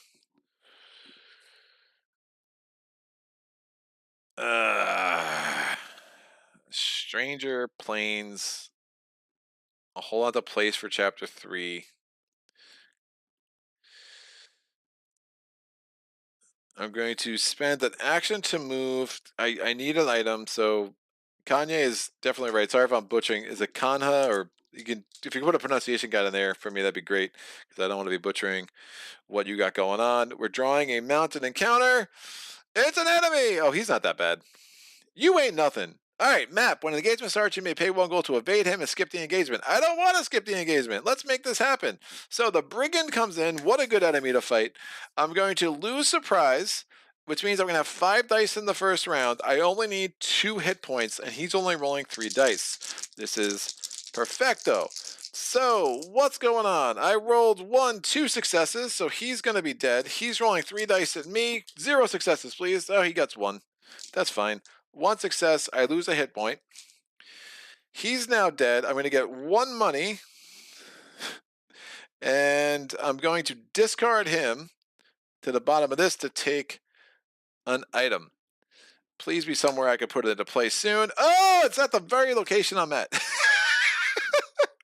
What a lucky pick. Hero enters play, 4 hit points on this card. Whenever you would lose a hit point, you may discard 1 from this card instead. Their chainmail makes the Paladins of the Rose seem invincible in combat. That is an unbelievably sick pull. I'm going to spend this action point to get back to full health. So I did a rest action. There's no more encounters there. That was super awesome. And oh yeah, this should be a 1, I think. Did I forget to do that? Yeah, right, because Besieged City. Thanks. One of the things I like about this game is its ecology. Mountains are a great risk reward, aren't they? Kane, don't forget to take in the weather counter. Kanji, call me Derek. Awesome, that's the name of my channel. Great, thank you, sir. Neverboard Cat, I am really enjoying this playthrough. Have to go, but watch the rest later. Thank you, sir, for the super chat. Much appreciated.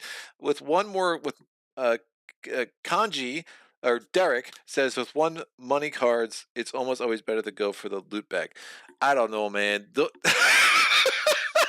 That loot bag has punished me so much, and I always find myself like, I just need 1 money, and I just keep getting non-money cards. But I hear you.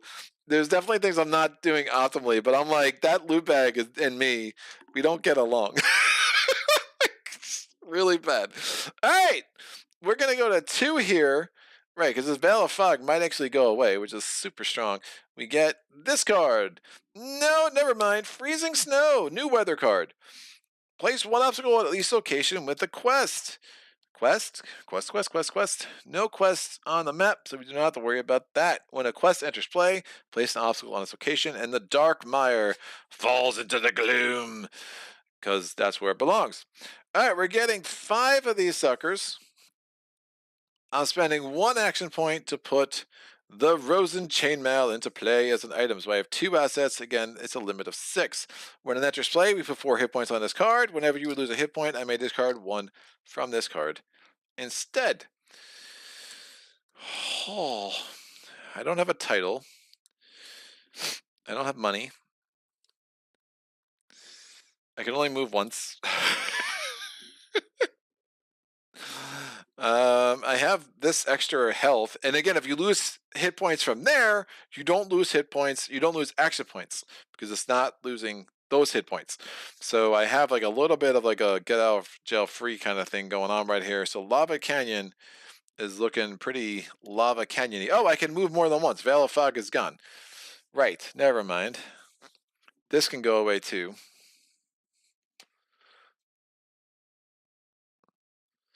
What's he worth?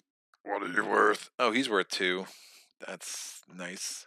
I have an item in play. What are these again? Spell, place, stranger. Oh, they're all. I have strangers everywhere. Only I don't have a spell. So I just don't have a title. So I should probably get myself a title, eh? Titles are going to be in forests.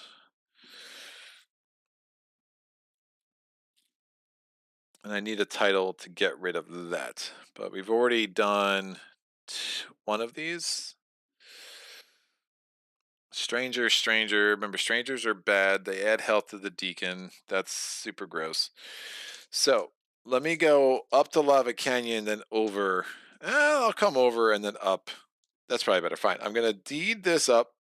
No, I don't think I want to be hidden. There's not that many enemies in the Plains deck.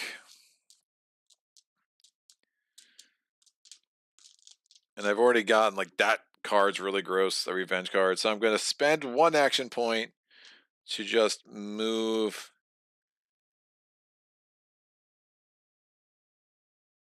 Yeah, let me become hidden. I'm going to become hidden first. Why risk it? Spend an action point to move. Remember, I spent 1 action point already to put the chainmail in play, 1 action point to move. That does not count as an encounter card. This comes out, it's a place. Heroes may perform rest actions here, so even though it's an encounter card, you can still rest there, and it's going to be an easy way to get a title. Wow, I'm getting lucky. All right, to engage with this, I'm going to spend an action point, and I'm going to roll my evade value. My evade value is 4. I need 2 successes on that. I got 0 successes. Awesome. It's fantastic. I'm going to spend another action point to fight with this place again. 1 success. And to sacrifice a title, I need to get the title in play. I'll do it again. I'll just lose a health, and that's gonna have to be fine. I'll get it back. No successes. I'm spending fate because, of course, 8 dice, I get 1 success, but that's fine. I had some lucky rolls earlier. I'm gonna get 1 money, and then I'm gonna discard this below the Plains deck and draw a fate card, and hopefully it's a place where I can get it into play pretty quick. This comes in as a rumor. And in the Misty Ferns, I can put this in play to sacrifice it, and the Misty Ferns are right over there, so that's not terrible. All right. Oh, when I would lose a health, I could lose it from the Rosen Chainmail, which is great. So, and now we go to Night again. Night. Open Heath. Place this quest at Open Heath. The Rosen Knight's forces are strained by the gathering evils if they fight on with Undying Soul. So the Open Heath is here. This slips over. Sacrifice an ally. Yikes. The Deacon of Betrayal. You have started to notice the jitteriness of the company you keep. Friends and companions look at you differently with suspicion, muttering under their breath. It has come to your attention that someone close to you is plotting against you. You must make an example of them before their scheming costs you your life. And yeah, super gross. All right. I get 5 hit points, or 5 action points. I'm going to become invisible with the smuggler. The quest entered play, though, so we do get an obstacle over here. And that goes on the location, not on the quest itself. I want to get Misty Fern so I can put that title into play. But I might as well go here and take care of this too. Can I get another ally in the intermediary? In the intermediate is the word I was trying to go for there. And I would rather not sacrifice the smuggler. She's been proving super helpful. I only have 1 fate card left too, so that's super fun. And by super fun, I mean, a thing. I'm 1 money away from being able to do that, so we'll see. So I'm hidden. I'm going to spend 1 action point to move here. We draw from the mountain deck. It is an enemy. Trap, sacrifice an ally. No thank you. I'm going to do my evade value against him because I'm hidden, so I need to roll 2 successes and 4 dice. 1, 2 successes, so we successfully evaded them. And now I'm just going to ignore them for the rest of the turn. I'm going to spend another action to move here. I'm in Misty Ferns. I draw from the Badlands deck. It is a quest. When a quest enters play, we put an obstacle. That quest is quest destroy Badlands slavers. Slavers have been abducting city folk to take away their ships. Stop them. Excellent. I'm going to spend an action to discover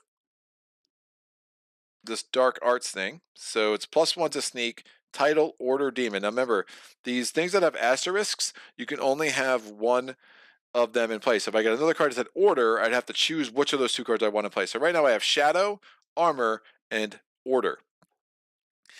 And remember, if I got rank, that makes him a super easy target. I have 2 more actions. It might make sense to get rid of these slavers because they're pretty bad. I would like another ally. I think the smuggler might be going away. Woof. I get another ally here. When do I need a spell? By 3. So having that spell there, that's fine. I'll just leave that there as something I can come back to. But what I can do is spend this action to clear this obstacle, because now I can engage with that. And when you clear an obstacle, you get a loot. So this might actually give me the last bit of money I'm going to need to do a regale action. Ale. Gain 1 confront action point. Again, I have to use it this turn or it goes away. So that's unfortunate.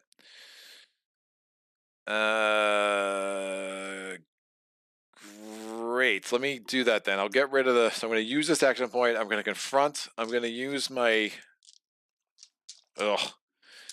I'll use my study value of a 4 against that 3. I haven't used fate tokens this turn.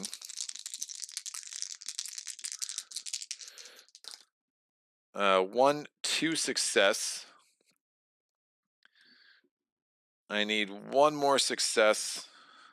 So I'll use my last action here. Trying to save that fate token. There we go. That's enough success. So I've taken care of the slavers. I'm going to get 3 money, which is amazing. 1, 2, 3. And I'm not going to take the quest because I don't really need the quest. I think it's more important for me to get a spell. And the top spell card is the Haven. So spell healing, sacrifice to relocate the Sprawl City, and I can put this in play at the Endless Brackens. They'll come over here. I'm starting night phase here, so that's going to require me to lose a health. I'll take it off the Rose and Chainmail, and then we're going to draw a night card. The Orc Barracks places at Windy City or Windy Valley. This flips over. I can veil 4 skills to get rid of that. That's going to require me to have 4 skills. Right now I only have 1. So not even close to that.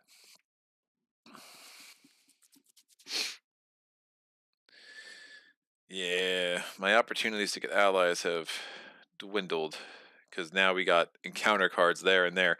Cards from the night deck do count as encounter cards, something to remember. Yeah, I'm not psyched about all that. The fact that that came out, it might make sense for me to come back here. I don't really want to deal with that werewolf. I could come down here to try to get an ally. I get an ally from that dude.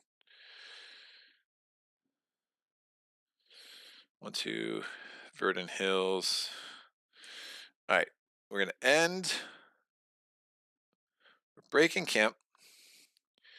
I'm going to get 5 hit points, or 5 action points, because I have 5 hit points. This Rose and Chainmail has been awesome. I'm going to spend 1 action point to do a regale action. So I'm spending 5 money. What do I need? I need planes. I'll discard this Restore Farm. I need a stranger. I'm going to discard this plot card. And I need an item. I have an item in play. I would like to keep it in play, although it only has 2 health left on it. There's some argument to like ditch it for the 4 money, but that's fine. So this card's going to come back over here. I get another 1 to my maximum health and my current health for that matter, and I look at these 2 cards. So my next 2 skills: when I start a battle with surprise, gain +1 fight until the end of the battle, or when a battle starts, your foe loses 1 hit point. That +1 fight to the end of the battle, I think, is for the whole battle is really strong. I think I like that a little bit more, although the foe loses a hit point right off the bat is also really strong.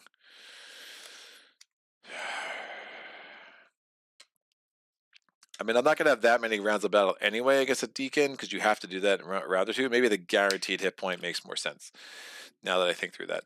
So we'll do that. Foe could be enemy or ancient. If it says enemy, it only thing thing that counts as an enemy to you, like a stranger that has your enemy token, or it counts as an encounter card that literally says enemy on it. Oh, that ravenous werewolf is really bad. It's really bad, kids. How bad is it? So bad. I just don't want to deal with him at all. Is what's going on. All right.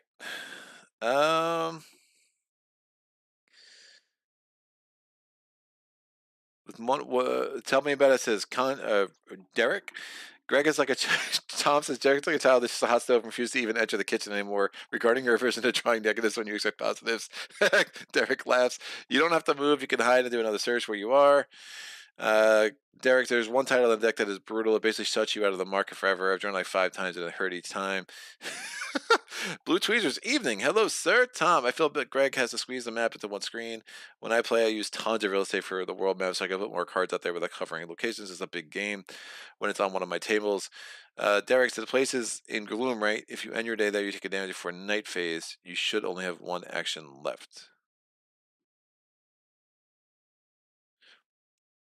No, I mean, I've the 2 times I would have taken damage from Gloom, I took from the chainmail, dude. So I'm not sure. The tokens you get from the loot bag don't go away at the end of your turn. You can keep them until you need them, but only have 6 total. Is that true? But if they count as action points, if I can discard them when I take damage instead of these action points, because like the BGG forms are all confusing about what counts as an action point you can discard when you take damage. So I don't know. Maybe. Since your last turn there, you would take another damage for being on a Gloom location. But I took the damage from here, dude. I took it off of the chainmail. Derek says, "Oh, okay." Yeah, I'm really confused about the action points and what you can discard, and it gets like a mess. And the more I read of the BG forums, the more confusing it became. It is what it is. I'm not that smart. I'm just a simple man. All right, I'm gonna make myself hidden, and I'm going to avoid that ravenous werewolf super hard because there's nothing I like about them. I have 2 money. I want another ally. I want to see what's in the Vernon Fields. Yes? Yes. Beautiful. Do I need a spell? I do need a spell. Oh, this goes away. In chapter 3, I need a spell, a place, and a stranger. So many things I need. And so not hard for me to get, actually, which I like. So I'm going to spend an action to move. Oh, wait, I spent 1 action to what? I did the hidden thing. Did I already move that action? No, I regaled. I spent an action to regale. I'm going to spend an action to move. There's already an encounter there, so we're good. I'm spending another action to move again. Vernon Fields. We come here. It is a quest. When a quest enters play, it gets a thing. It has a trophy of an ally. I like allies, but it has an obstacle on there too because of the freezing snow. I'm going to spend an action to clear that, which gives me a loot. That's a great place for that. What do I get? It is 1 gold. The gold comes away immediately. That will go there. And the chances of me doing this in 1 turn are minimal, but I'm going to try anyway. So I'm going to spend this 1 action. Oh, I need a quest too, so that's actually perfect. I'm going to spend this action to do... It's also a quest. To do a confront action. I have to... No, I can still be hidden when I'm confronting a quest. I need 4 successes. I got 1, so we're gonna just chill there until the end of next turn. Until next turn. So end of the turn. This comes off. We're going to draw a night card.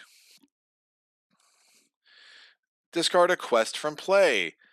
Not this quest. I'm going to get rid of this quest. Nope. The Rosen Pilgrimage. That's better. This will go there. So glad we had another quest to choose from. Demons pierce the veil. Now the Doom Guard is marching again. These are dark times indeed. Indeed they are. The Hidden Woods falls into the gloom. All right, this is going to go there. That's my gloom voice, kids. I hope you like it. Done. I get 6 action points this turn. Yay, regales. Now, I'm going to spend 1 action point to roll 4. I'm going to try to do Dungeon. Slavers, possibly Orcish, have reopened this rotten den. You must free the slaves! I get 2 successes. I need 2 more. We're spending another action point. My second action point of the day. 0 successes. Third action point. I get 2 successes. All right, 2 successes and 12 dice, or 4 successes and 12 dice. It's a miracle. Perfect odds. So this comes out. I'm going to get $1 because, again, I'm the kid who touched the stove and scared me. And now I'm going to keep this card over here. Additionally, it says map trophy. It doesn't say gain an ally. If I said gain, I would gain an ally as a rumor. It's actually, I literally get an ally because I freed them from the slavers. And I get this ally. He comes right into play. It's a necromancer. He has an arcane ability. I do not have anything else that has the arcane ability. And I can put this there. Now, as a deed, I can sacrifice to take an enemy from a discard pile and put it to play at any non-city location. Why would I want to do that? So that would be a good one to sacrifice for this over here. Now, remember, I'm coming up to my limit. I can only have 6 assets in play, and I am up to 4. Fantastic. Now, I'm going to become hidden with the smuggler. Actually, I was not hidden. I forgot to take it away. I'm now hidden. Act surprised. And I do want to get over here to deal with this and then hopefully deal with this and then come back. Because if I want to deal with all 6 of these plot cards, that will be super, super helpful. We have a place card. We do not have a spell in play, which I'm going to rectify that soon. And we don't have a stranger card, but I can get one from the Rosen Crusader. So we're actually in a decent spot. I am now hidden thanks to the smuggler. I'm going to spend my 4th action point of the round to go to the Endless Brackens. In the Endless Brackens, I'm going to draw a card. It is an enemy. Woofity woof.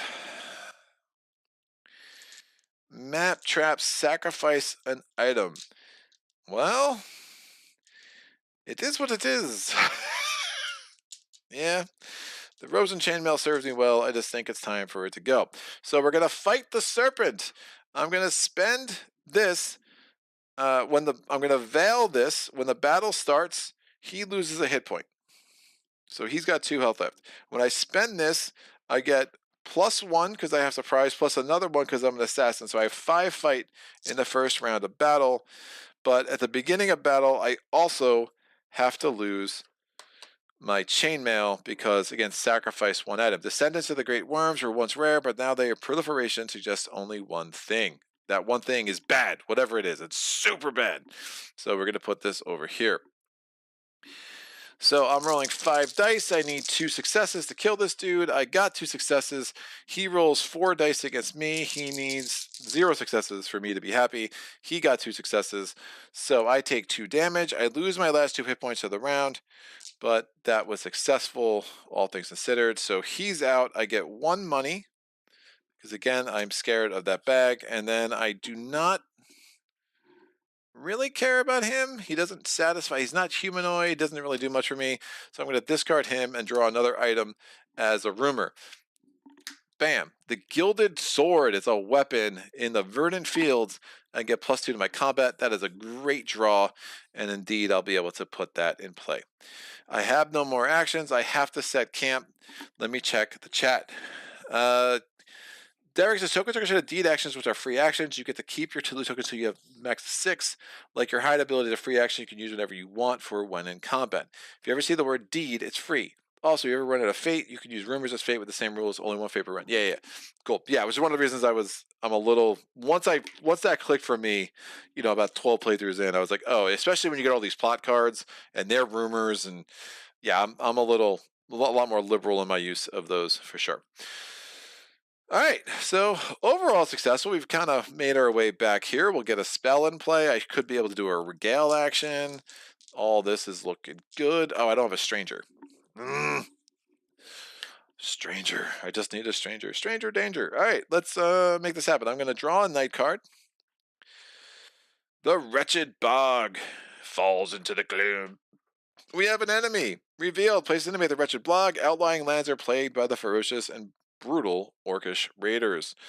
They are humanoid, which I will need in the next section. Did I read this? I don't think I read this. Following local rumors, you must find the lair of the ancient worm and creep in unnoticed under the cover of a potent incantation. Once there, you may attempt negotiations with an individual who claims to be the dragon's mouthpiece, or perhaps is the dragon in disguise. Dun dun dun. All right, I get 4 action points. This forager thing hasn't done much for me. I am going to discover the haven. Healing. I don't have a healing thing, so that's fine. It has a deed, sacrifice, relocate to Sprawl City. And that cost me 1 of my 4 action points. I'm going to spend 2 action points to heal, get back to full.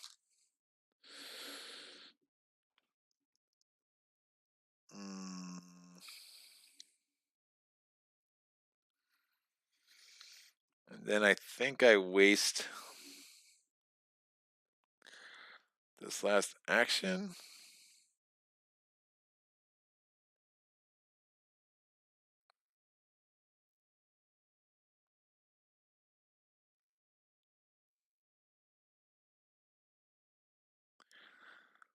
I take care of both those things, try to come back down here, get rid of those plots.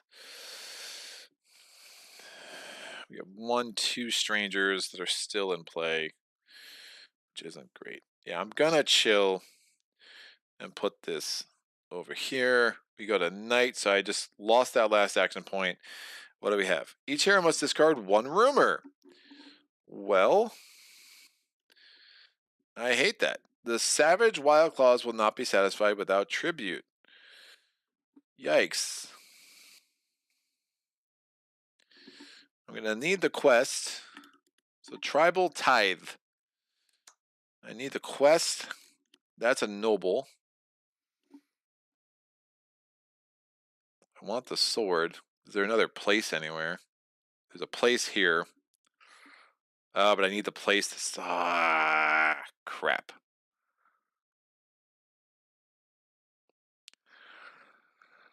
I think if I drop the quest, it makes the most sense. I still need a stranger. We have that stranger here. I'm not close to being able to influence. I'm going to have to fight, I think.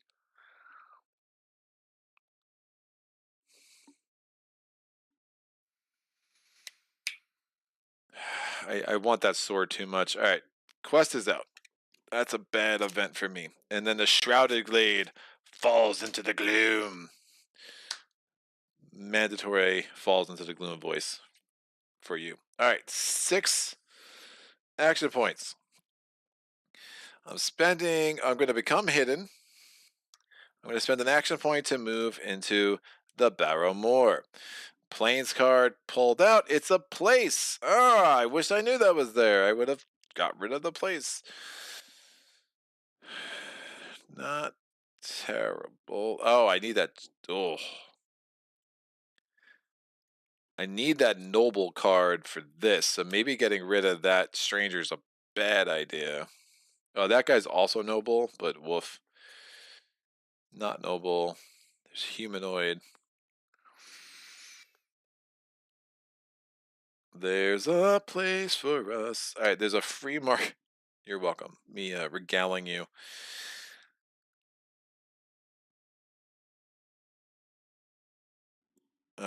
Quests get the extra thing, not places. Oh, there's stranger here. What am I talking about? Why am I such a mess? Yeah, we're good. I'm going to spend. Why are you a mess? Oh, it's a tough question. All right, I'm going to spend an action, and I'm going to discard a. I'm going to sacrifice this title, so this dark arts goes away, which lets me clear this. This comes into my play as a rumor, and I get a loot. Oh, looty loot, what must you be? It is scroll plus 1 study for 1 test. Good. I think free market action is nice, but I'm gonna be brokety broke.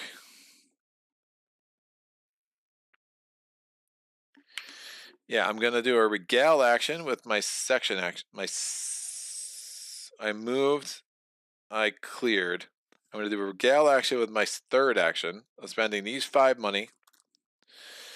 I'm going to do this. I'm discarding this place rumor. I have a spell in play, and I'll discard this stranger plot card, which again is in my hand as a rumor. I get an extra health, max, and current, and then I'm going to be able to get another skill. My level 3 skills are as follows. So +1 to sneak, or pay 1 gold to reroll 1 of your dice during a fight test. Limit 6 times per day. I will definitely take that.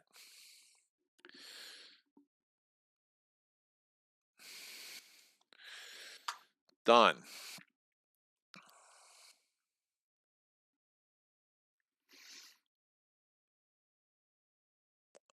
The free market action is probably better off waiting because I have Zilcho Money-o.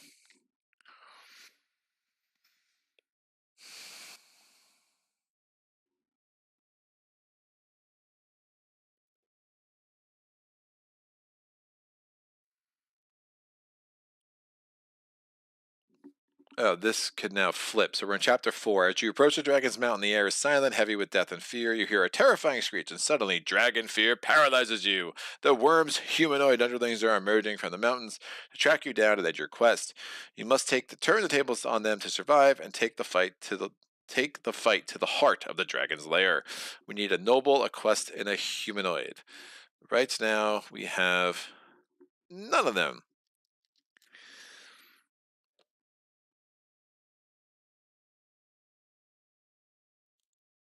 That'd be a noble. The orc raiders are humanoid.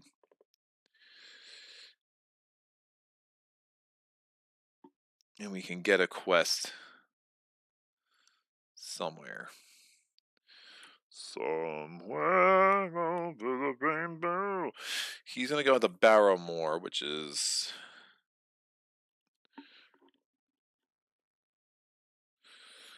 Where are you, Barrowmore? Are you there? Nope, that's Grand Plains. Barrowmore is where I am. Of course it is. Man, that fight scares me. Rolling 3 dice. My influence sucks, though.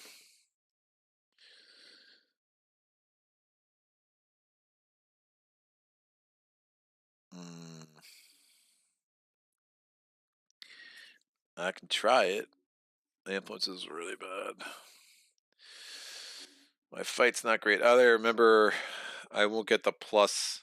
I can pay a gold to re-roll, but I have no gold, so that's also not going to help. Alright, I am hidden. I don't want to do this free market action crap. Getting the Gilded Sword in play might be the smartest thing I could do right now. So I went into the Verdant Fields, tried to get that in play. Kind of come back up there to do the night. The Watchmen are obviously still a problem as well. So I'm going to move here. That means I have to pull a thing from here. It is a stranger. When you fail an influence test, sacrifice a spell. It's another stranger, and strangers are bad. Yikes. Would be a foe.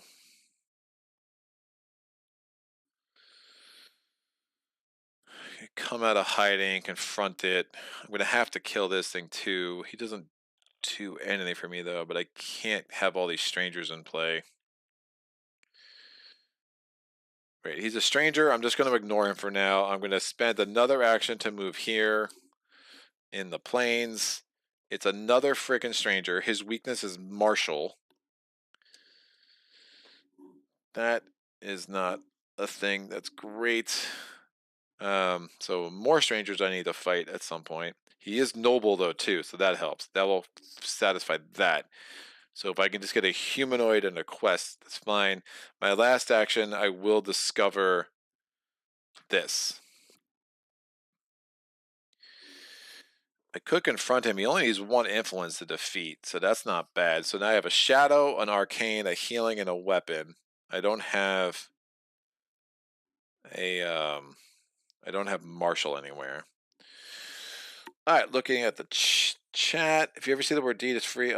Damsel says, the shampoo. What's up, sir? How are you? It's like this. It's the most cheerful thing anyone could write in these comments, man. It's so great. All right, fantastic. I'm going to. I have more fight now, which is going to be helpful. I mean, I know there's a humanoid up there that can give me my noble. The question is, where can I get a quest? But I got one stranger, two stranger, another stranger, another stranger. Yeah, all these have to go, and I'm running out of time. I'm running out of time. It's not great. That's a 3 money and a title. Yeah, thank you very much. I'll definitely take that.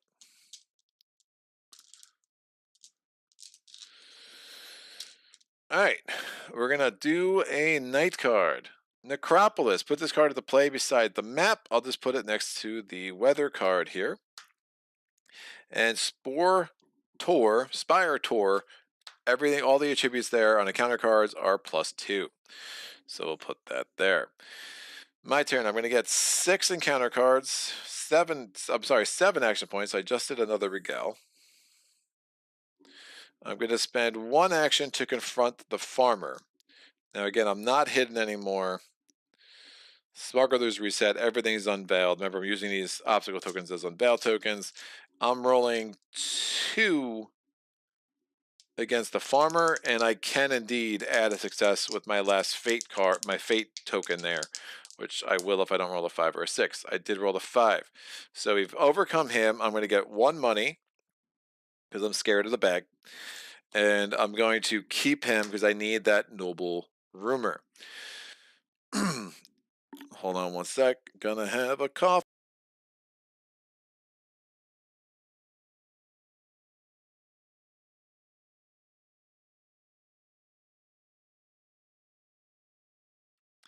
And we're back.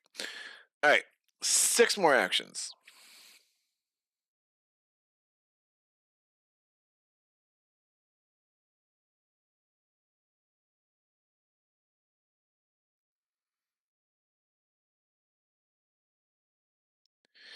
Right, I didn't end. I'm just gonna make sure I ever ended there. Yeah, I've taken all the damage I need to. Things get crowded, obviously. Can't do that. Think I see what's going on over here. I can definitely sacrifice this necromancer. So I'm going to move here. There's already a encounter card, so I don't need to worry about that. I'm going to move again to here. There's no encounter card. Even though there's an obstacle, I still have to pull from the plains deck. It's another freaking stranger. It's weak. It's weak to piousness because it's a cleric. All right, I'm going to spend an action to remove this obstacle. That means I take a thing from the loot deck. It's an unbelievable number of strangers I keep pulling. Trap. Oh, it's my favorite thing in board games, guys. It's a total, I got you. I got trolled by the game. It's so fun. Ugh. I lose a health, I lose an action point. I really hate that stuff, dude. I think it's so stupid. I think it's so stupid. Oh, I would have, to been fair, I would have become hidden before I even went there. So annoying. I don't really want to deal with her right now. I think I'd rather heal, so I'm going to move again to here. See if it's an enemy. It's a place. This thing's been forever, man. If I win it, all heroes are forced to lose an action point, but then I can perform a free market action. So there's forced, that means I have to do the trophy, and then there's optional. Every other trophy is optional. The castle de Amberville had stood stoic for many centuries. Dun, dun, dun. Great. Oh, there's an encounter card there, so I can't rest. Woof. And I haven't been in a forest in like a minute, so this forager thing has been not great. Oh, that's gonna be super hard to do. It's fine. I'll just have one less health. I'll kill the orc raiders. I'll be able to heal there, come back down. Not worried about that place, but I have to get rid of these strangers, man. Oh, I keep saying it. I mean, what do I want to deal with the tribal priestess chiefess while I'm up there? Maybe. There's too many strangers. It's unreal. Okay, not great. I'm going to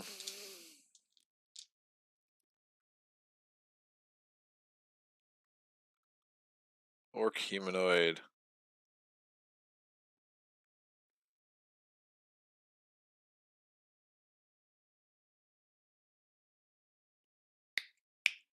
Hmm.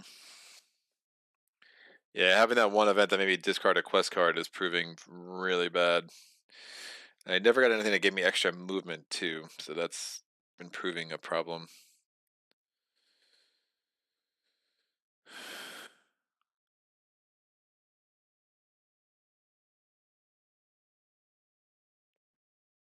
I think I kill. I've had nothing that's like kill a humanoid enemy. All right, that's it. Yeah, I guess my turn ends here. I'm just gonna waste that action.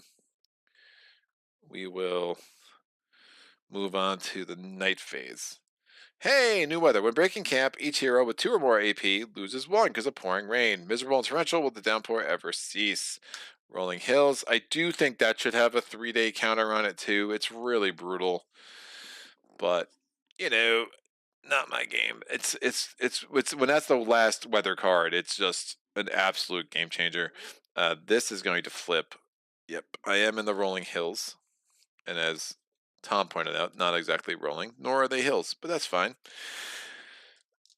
So a lot of gloom. So definitely worried about that. I'm going to get 6 action points, and it becomes 5 because of torrential rain because I have 2 or more. I'm going to make myself hidden. I'm going to use an action with the smuggler. I'm going to use an action point to get to the orc raiders. We start engagement. I'm going to get rid of that. I immediately do 1 damage to them. I'm rolling 5 dice, 7 dice in my first round because it's 3 plus 1 for surprise, plus 1 because of surprise, and then the assassin. And then this was how I lost. He lost 1 hit point. And then I'm going to have 2 more dice because I have the gilded sword. I only need to do 2 successes. Booyah! That's 3 successes, so we're good. It's rolling 3 dice against me. It does 1 success, so I take a damage and lose the health. Alright, this dude's dead. I'm going to get 1 money and keep it as a rumor. Now all I need is a quest to fill all of that up. I am no longer hidden. I'm going to spend an action to hide again. I'm going to spend an action to move into the Blessed Grove. We draw this. It's an enemy. Ugh.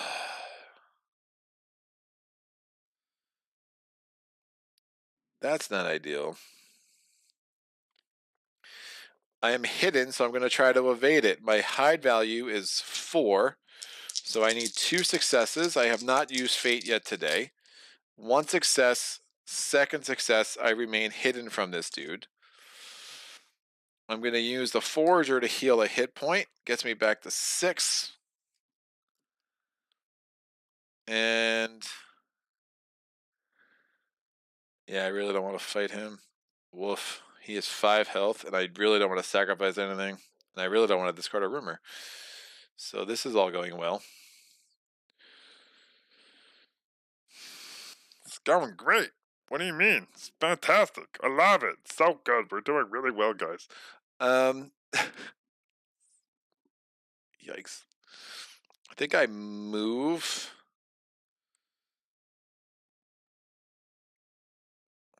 Reroll during a fight test.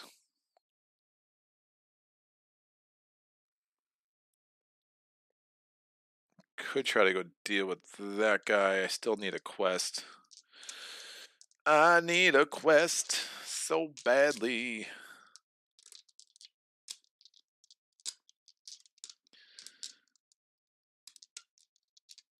Yeah. I've got to start healing and stuff. I'm going to move here. Now, we don't draw on a counter when we move there.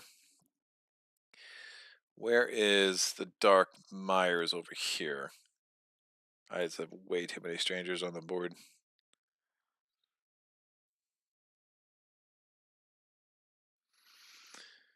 Yeah, all these are mad. All right.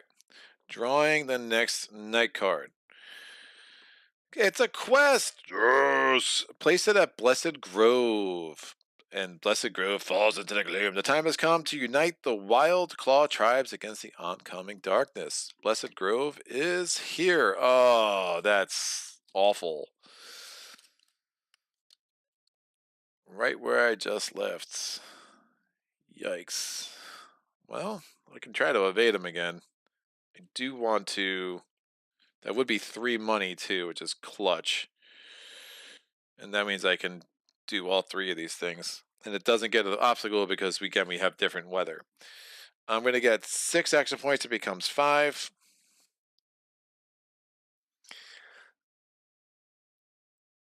I think I have to go after that quest and just hopefully successfully evade him. The problem is if I fail the evade, I can't discard a rumor. I'm going to be losing things.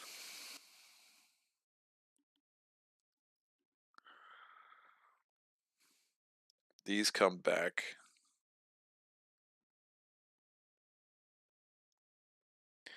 I can go here. I can get more rumors. That will help with my success rate over here. I clear this. I come back here. I do the quest. I come back here. I try to wipe out these plots. We might have 2 extra strangers. There's like nothing I can do about that right now. I'm just kind of stuck. So I'm going to spend an action point to heal. This pouring rain is going to be the worst if that doesn't go away soon. I'm going to...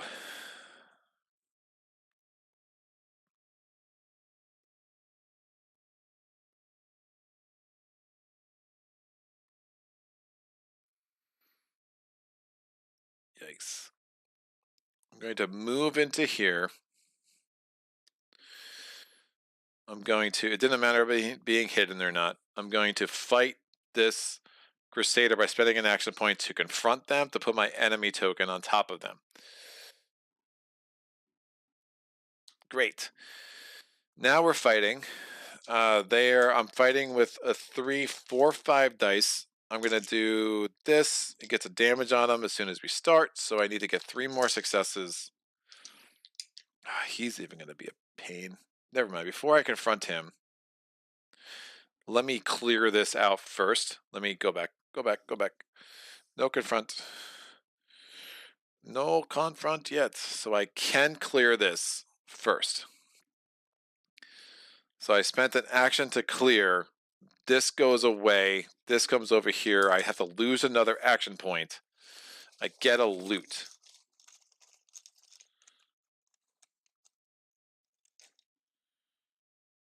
$4 gold.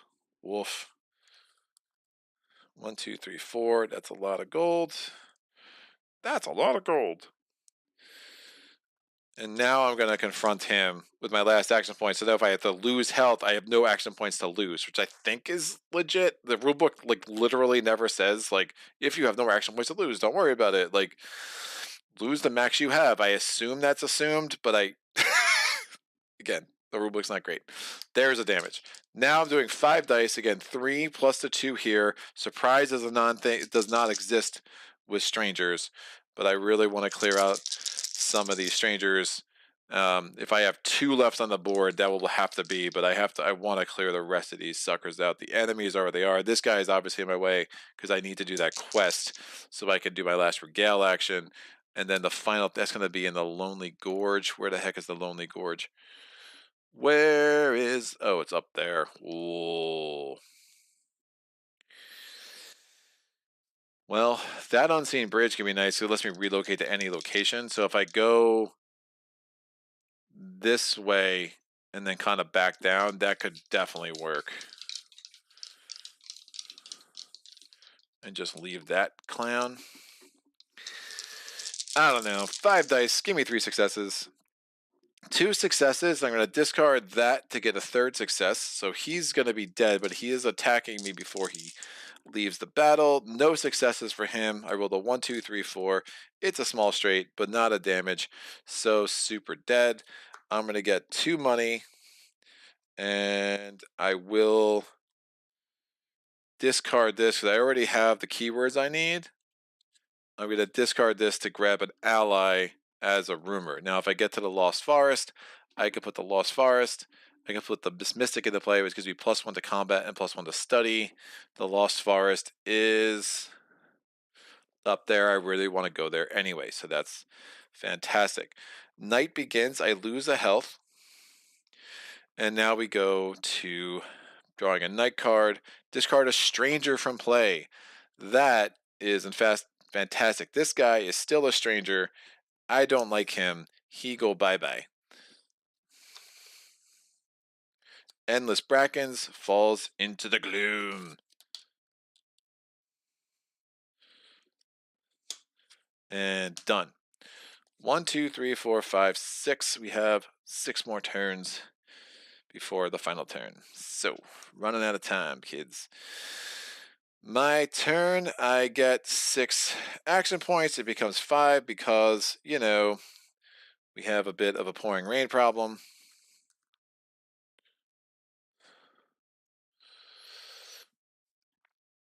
I'm going to use a smuggler to make me hidden. I'm going to use an action to get to Sprawl City. I'm going to use another action.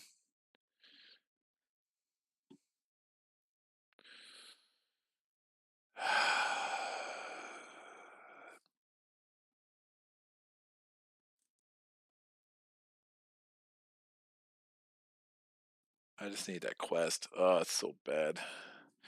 I don't want to discard that, but I will if I have to. I really don't want to fight the Reaper. He's brutal. Yeah, another action to go there. Since I'm hidden, I'm going to try to avoid combat. I roll 4 dice. I need 2 successes. I rolled 0 successes. That's garbage. I forget what happens if that. I think he now has surprise. You know, if he comes out on the if I fight him the round he comes out, he has surprise. Confronting an enemy.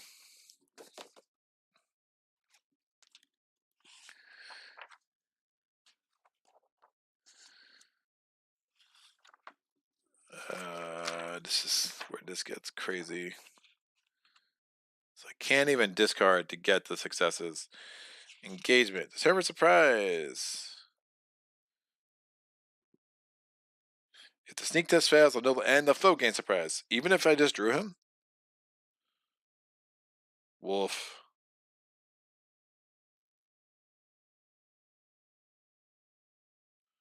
Wow. Well, that's awful. Yeah, this is gonna end poorly. So now he has surprise. So he's rolling 6 dice, and I don't even get the benefit. Oh man, I gotta. It's really bad.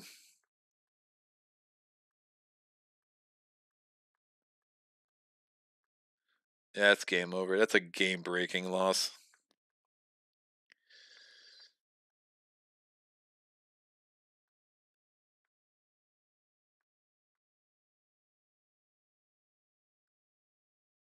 So here's a question.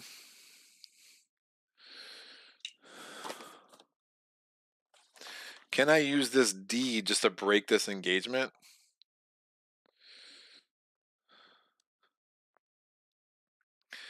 Game-breaking loss. Hero may anytime during a turn, including during action engagement or another deed.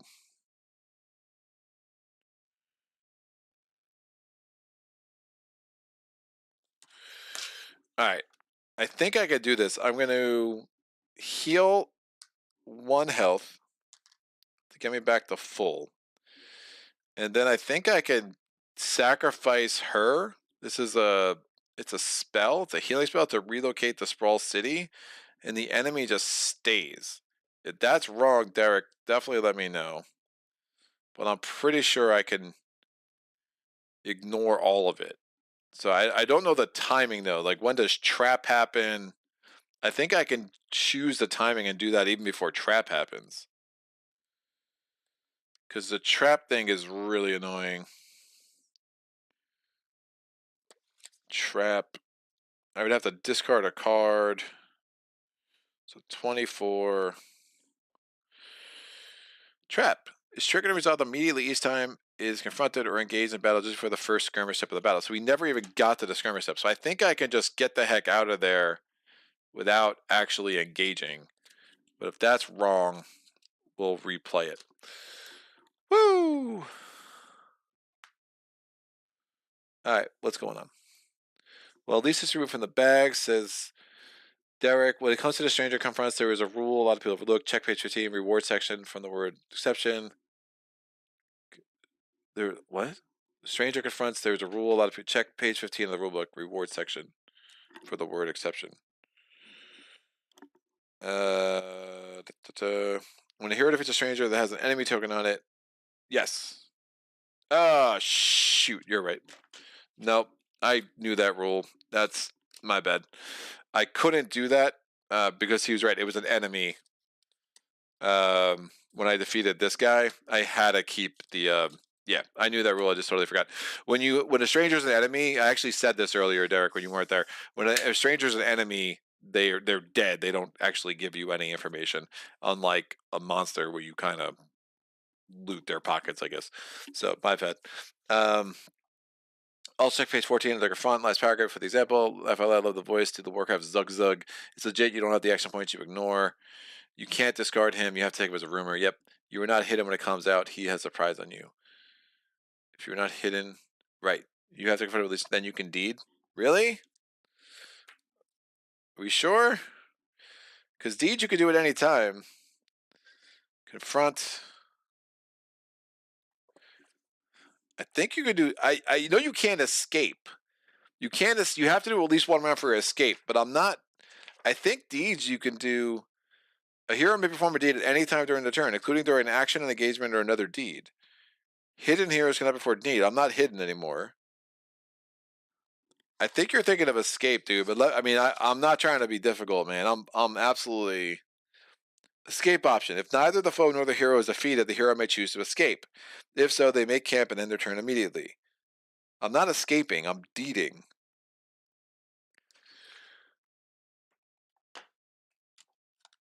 Yes, the surprise happens first. Sadly.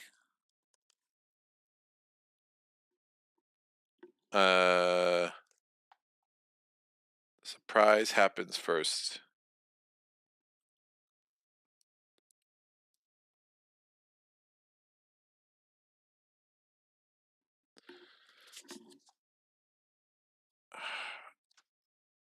I mean, this rulebook is. If that's true that I have to do around the battle, like, first of all, the game is over. If I did anytime during a turn, including during. I mean, we're actually at the point of an engagement. Battle. Evasion opportunity. If thinks that the hero's only hidden, the foe gains a prize. Okay, then we get to stage 3.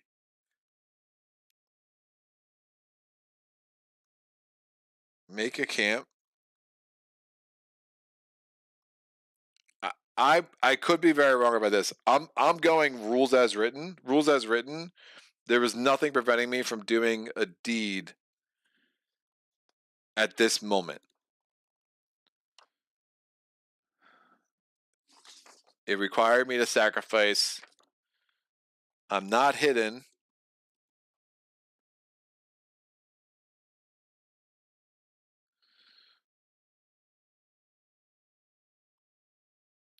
and I think I can resolve it. Let me check though to make sure with the dev. Go with raw.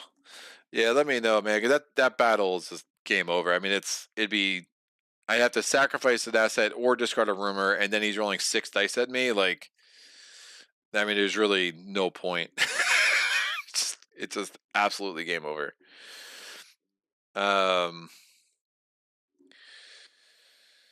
Woof. This is really bad. That was just unfortunate. That dude coming out on that location with that quest when I really need a quest is like super gross. I remember I hindsight, knowing what I knew, I should have kept. I had a quest in hand, and I discarded it because of this event, and that is looking like a rather foolish decisione.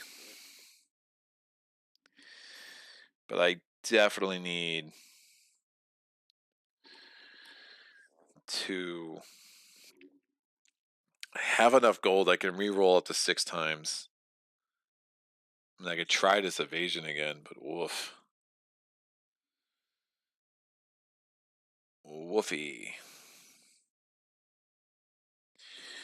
Alright, well, let's try it again. I'm going to spend an action to hide. I'm going to spend an action to move in. I'm going to try to evade this clown. What's this quest? That quest is awful.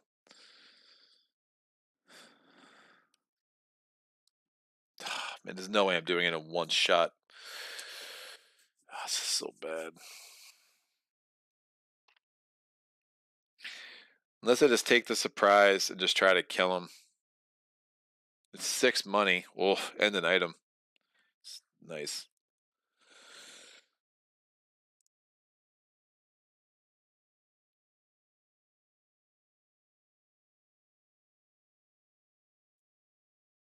Yeah, we'll just show him to try to kill him. I think that's the best bet right now. I'm going to do 1 damage to him because of Trapper.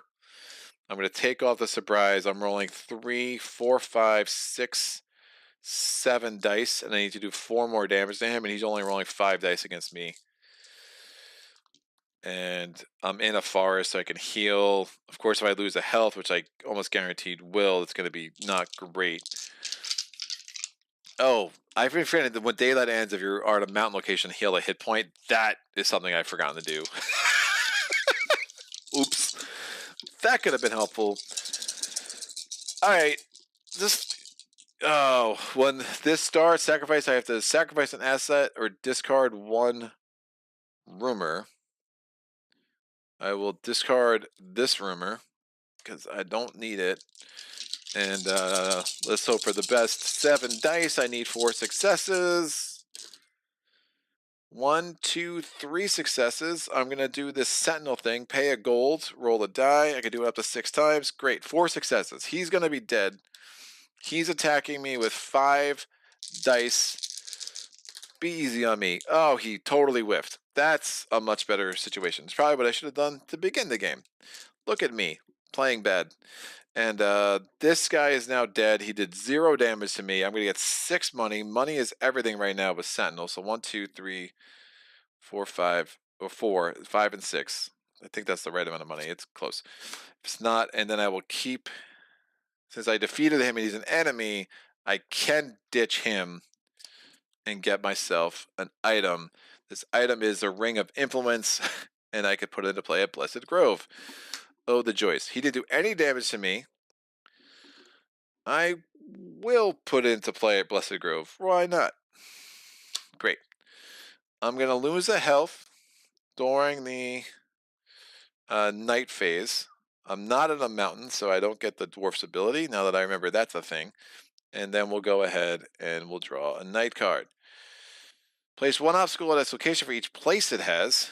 Well, that's awesome. So we get an obstacle here. It's supposed to be on the card, but things are crowded. Obstacle here, and obstacle here. But this finally goes away, so I don't hate that. When a place enters play, place obstacle's location, and the verdant fields finally flips. And what is this? Lose 2 action points to get rid of that plot. A sinister cultist is trying to spread his beliefs to impressionable villagers. He promises them salvation if they repent their heathen ways and burn their own homes and all their possessions. Despite his fervor, you could put the cultist out of action with some simple combat maneuvers left unchecked, and who knows what impact his poisonous words might have. Let me that last sentence. Left unchecked, who knows what impact his poisonous words might have. So basically some dudes trying to you know, be doing the bidding of the dragon. And now we'll go forward. All right, I get 6 action points. I actually keep all 6 this turn, which is nice. That's crazy. I mean, if I had known he was going to roll 5 misses, these all come away. I'm going to heal a hit point because I'm at the forest. And then I'm going to spend an action point to do this quest. I need 4 successes on study, and now I have the necromancer in place, so I actually am rolling 5 dice. I still only have 3 of those. Oh, gross. So 1, 2 successes. I'm gonna spend another action point. I'm rolling 5 dice. 1, 2 successes. So we've taken care of this. I'm gonna get 3 money. I'm keeping this quest card. This will go here. I'm now going to do a regale action with this action here. 1, 2, 3, 4, 5. 5 money. My maximum hit points go up 1. I'm going to get another skill. It is, I'm going to use sneak for a fight test during battle, or pay 2 gold to cancel the loss of 1 hit point during a battle 6 times per day. That sounds like a better idea. These are, put all my gold over here where I'm going to need it. So I have all 4 of my skills, which means those plot cards are very doable.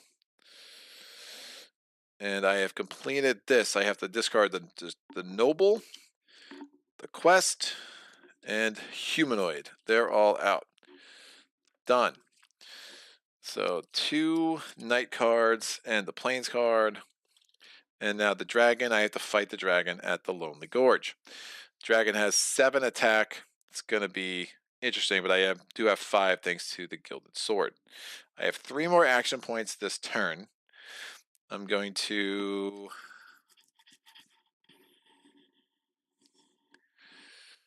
no rumors, which is a thing. But I have these back, and I still have the reroll. So I'm going to move here. I'm going to spend an action to confront the tribal chiefess. She's now an enemy. I'm going to use this to make it have 1 less health. And I'm rolling 3, 4, 5 dice with some rerolls. I need to do 2 damage to it. I did 1. I'm going to spend $1 to roll another. There we go. That's been working out well. So she's going to die. She's rolling 4 dice against me. She does 2 damage to me. So 1, 2. I lose my last action point. That's fine. Dead. I have to keep her as a rumor, as Derek reminded me, and I'm going to get $1 back. I'm going to lose an action point, though. Well, daylight ends, so I get a health, but then I lose a health thanks to the dwarf thing, but then I also lose a health because of the gloom. We're drawing a night card.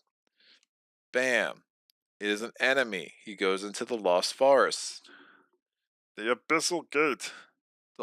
Yep, that's the Lush Jungle. Where is the Lost Forest?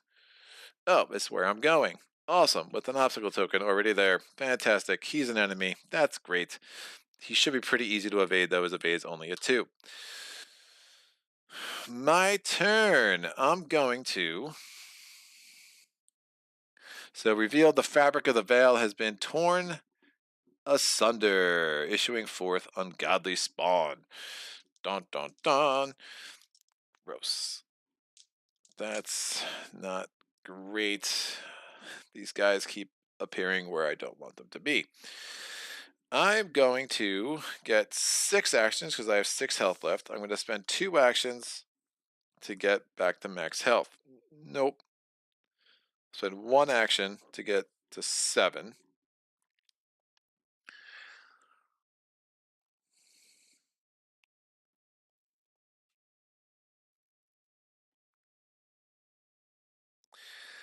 I'm going to do this and become hidden.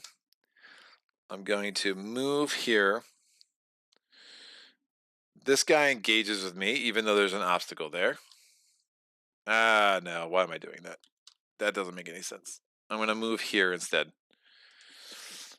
Forest comes out. It's another friggin' enemy. 4 evade. Oh, man. And awful. Well, I might as well fight him. So it's the ghost. So I'm going to lose surprise. It gives me +2, so I'm going to have 7 dice. However, when the battle starts, I have to do a study 3 test. My study value is 1, 2, 3, and 4. If I fail this, the ghost cannot suffer any hit point loss during this battle. Meanwhile, while I'm here, I'm going to heal a hit point because I'm in the forest. This is not the thing I wanted to see. So can I get 3 successes? No, I get 1. The ghost can suffer 0 hit point loss. So I'm not even going to roll dice against it because it doesn't matter. He doesn't have surprise. I spent the surprise to gain myself surprise, but again, so in theory, I'm still rolling 7 dice. I'm just not doing any damage to him. But the ghost is doing 3 damage to me, or 3 attacks to me. He does 2 damage to me, so I was close. I lose 2 hit points, and now I'm escaping. So I'm going to go to the closest enemy-less place, and that's a relocation. But that immediately ends my turn. I have to make camp, which is super awful. I get a health back because the dwarf, and I'm at a thing at a mountain, but I lose a health because of gloom. We're going to draw a night card. The night card comes into place. It is an enemy. The enemy is going to the dead swamp. The dead swamp's over here. Bam and bam. Great. My turn. I'm going to get 6 action points. I'm going to spend 1 action point, so there's no encounters there to heal. This is not technically there. It's not technically an encounter. It just is what it is. I'm going to now start doing encounters against that thing, and I am no longer hidden. It is what it is. So I'm spending 1 action point. I'm rolling 5 dice, just a 3 and a 2, and I'm going against the dragon slaying. If defeated, we turn this card over to receive my totem. We're gonna try to kill a dragon, guys. I need 7 successes. Bam, count them. That's 2. 1, 2, 3, 4, 5. Dice coming back. 2 successes already. Another action point. We need 5 more. 5 dice. 1, 2 successes. We're up to 4. Another action point. We need 5 dice. Another 2 successes. We're up to 6. And then I'm going to discard this to use fate and get myself up to 7. We've taken care of the dragon horde. So we've successfully finished our saga. We're going to take this into play. Yes, we're going to take this into play as an asset. I'm going to put all these things over here. And now, when an extra play, we draw an item, put it to play as an asset, ignoring the limit of 6 for this 1 asset. So the totem's also an asset. It gives me +2 to combat and +2 to sneak. And then I draw another item. Now it has to have a different keyword. This is weapon. I already have a weapon. When a battle starts, your foe will perform a skirmish step after. I'm not going to be able to keep it because I don't want to get rid of the Gilded Sword. So this is just going to go back to the bottom of the item deck. But I will absolutely take the +2 for that. So I have 2 actions left. I have all these over here, these veiling stuff. And now since I finished my saga, the Ancient comes into play into the Barrow Moor. There's an obstacle there. Now, the rulebook's a little bit thin. It says you can take care of an ancient battle anywhere, but then you have to kind of be there. So ultimately, I need to be there. As soon as I start that battle, every stranger thing that's still on the board is going to automatically go there and become part of my nightmare. So hopefully, we don't have to deal with that. Okay, got an answer. You can indeed escape without combat. Awesome, you played it correctly. He made it so there is a way to combat murdering players. This is Derek's favorite game. He talks to Tristan quite a bit. That's awesome. What's up, Mike? Mike James gets a little puffy heart from Derek. It's awesome seeing a couple of my favorite creators collaborate. Fun stuff. The ghost is the worst. Yeah, he sucks. but we made it work. I have 2 action points left. Oh my gosh. So bad. All right, we're doing this. We're becoming hidden. I'm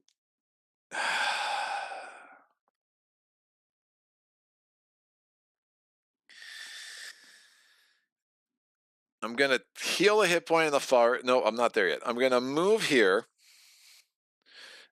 with 1 action point. I have 1, 2, 3, 4, 5, 6. I'm like 6 dice. I need 1 success to stay hit. I have a friggin' obstacle there too. It's so gross. Whatever. I got exactly 2 successes, so we're good there. So I can stay hidden. I'm going to use this to heal the point since I'm at the far, so I'm at full health. And then I'm going to use this action point to clear this obstacle so I can do that bridge next turn and move anywhere I want. And hopefully we can just snowball through there, get to the deacon. I don't know, man. It's going to be a lot. We're asking for a lot. I only have 3 rounds left. Sacrifice an ally. Weakness pie. I have, like, literally none of my weaknesses have messed up all friggin' game, dude. Treat allies as though their things are blank. I really don't care about my allies. So that's not the worst. I'm not pious. Oh, to prevent the loss of up to 2 hit points. Fantastic. That's the end of my round. Night phase comes. When breaking camp, you get a 1 move action point. That's nice. And the Lust Jungle goes into the gloom. Going into the gloom. All right, here we go. I'm going to immediately hide before engagement thanks to the smuggler. And now I'm going to try to evade the abyssal gate. I'm rolling 6 dice. I rolled 0 successes. Wow.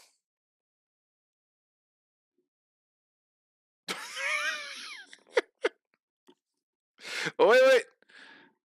I have surprise and my sneak.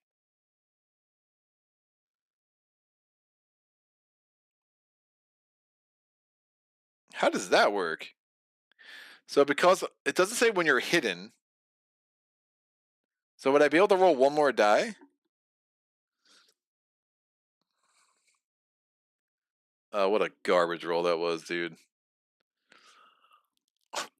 That's a horrendously bad roll. Oh, I was in the gloom, so I would have had to lose a hit point, and I get 7 action points.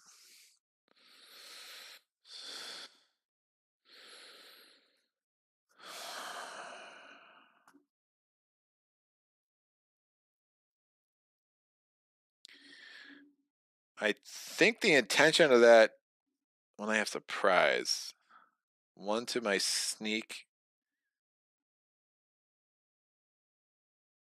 I think the intention of that is that I can roll 1 more die, but I could be wrong. I literally have no rumors. It's so gross. Ouch. You engage, but you have surprise for round 1. Well, yeah, well, this goes away. He now has surprise because I failed the evade roll. I'm stuck. I'm rolling really good sneaks, guys. My sneak is 6, and I'm just not sure of, like, the way that's written with backstab. I would assume that has to be part of a fight. I don't think, if I'm trying to evade, I don't think that +1 does anything unless something else was making that value count. Because, like, there are things that you can use your sneak for combat. I'm assuming that's what that's written for. All right, so now I have to combat this fool. So 3, 4, 5, 6, 7 dice anyway, even without surprise. We're gonna do this skill here. We're gonna have it have 1 hit. I need 3 more. 1, 2. I'm gonna spend $1 to roll a die again. Great, that's been awesome for me. So that's super dead. It is rolling 5 dice at me though, which could be seriously game breaking. Only 1 damage, so that could have been a lot worse. This goes away and I lose an action point. He's super dead. I'm getting 2 health. It is not a stranger, so I can just discard this and get an item. It's some jewelry, whatever. Probably just use that as a rumor. Great. I'm going to spend an action point to get a health back. I'm going to spend an action point to get a health back.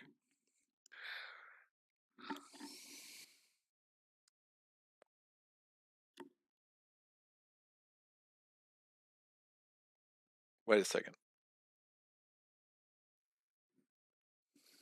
No, I don't think I reset this right. Yeah, I could have just healed one from there. So I have one action point left. Right? Because I tried to evade. I started with 7. I lost an action point because I lost the health in that fight, and then I spent another action point to heal. Oh, and I could have prevented the loss of 1 hit point, so I didn't even need to spend that. Great. Shield being used for the win. Excellent. Alrighty then. I'm now going to... Right, because the only thing I spent... So in theory, I've spent 0 action points. Because I engaged. I prevented the loss of the hit point. What I should have done is done that during night, right? Because I already had that sucker. So I should have started with 8 action points.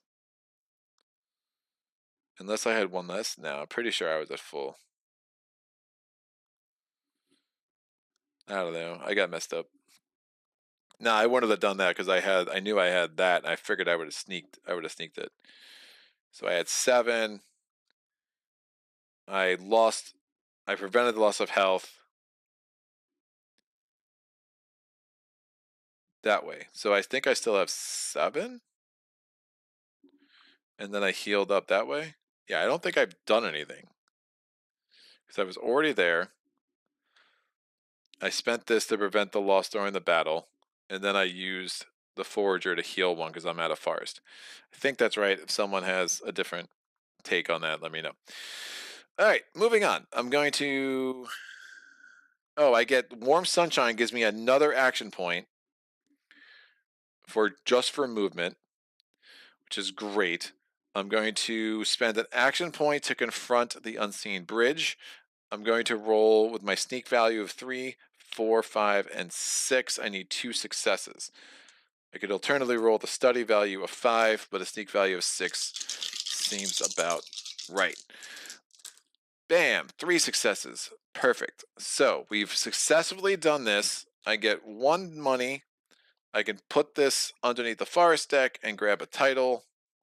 The title I'm going to grab is the Wild Claw, +1 combat, but I can only put it into play as Spire Tor, whatever. So the trophy from that is relocate to any location. I will relocate. How many more turns do we have? Ugh, not enough. I will relocate.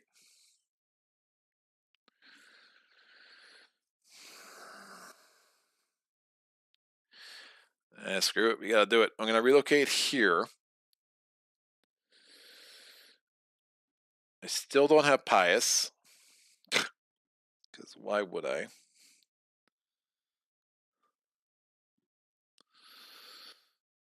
She's super dead. I'm going to spend an action to confront her into an enemy. Alright. You engage, allows you to have healed after breaking camp, so it should be down 1 from taking damage to the gloom. Right, so that gives me 7. I spent 1 to confront that. And then I just spent 1 to confront her. I think that's because I prevented the other loss and I healed for free from that. So I think that's right. Such great dice rolling. I'm jealous. Great. I'm now attacking the cleric. I'm going to do...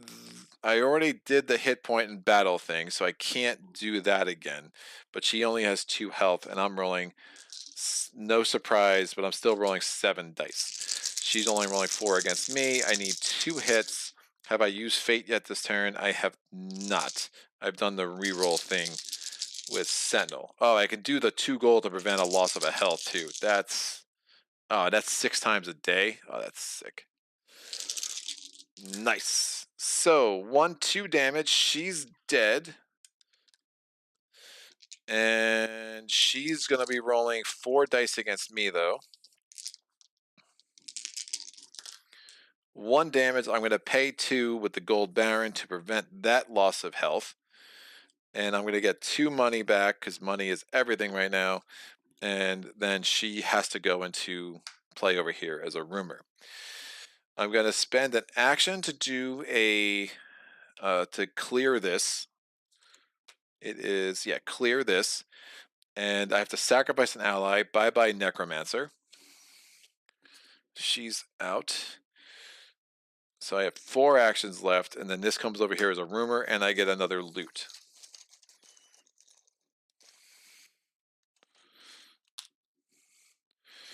Map. Relocate to any mountains location. Well, you know, could be a thing. Done. I'm going to have 4 actions left. I'm going to move here. There's already a counter there, so I don't have to do anything. I'm going to clear off this obstacle.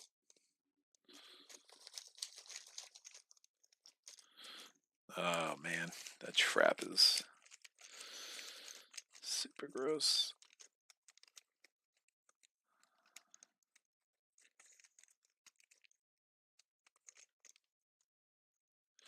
I get a loot for that.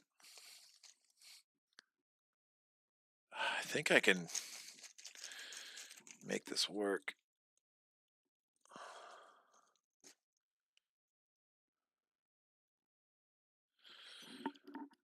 Spine Restorator. It's a potion. I get to heal 1.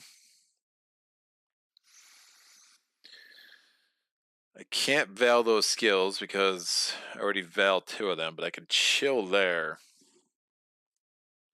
I'm no longer hidden.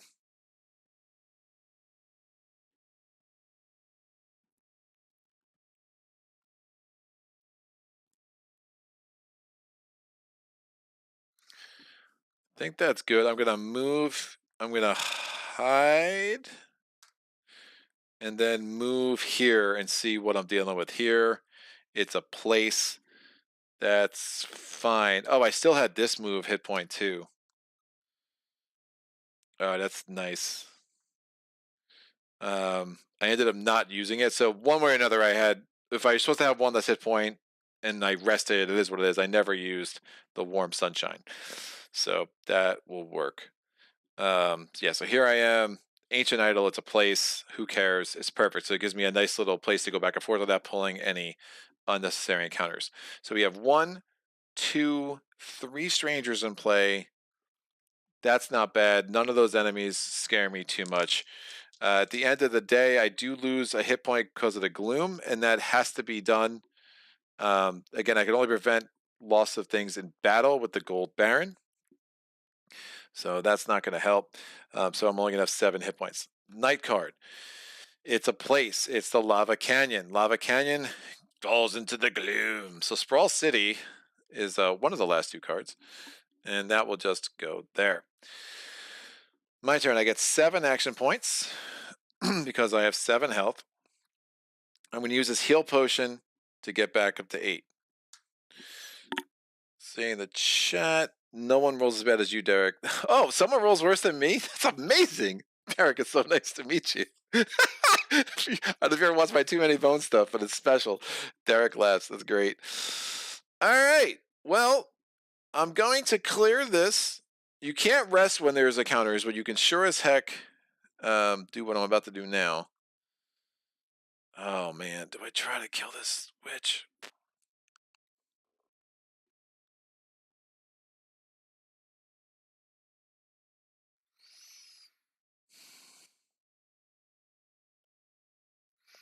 All right, let the witch live.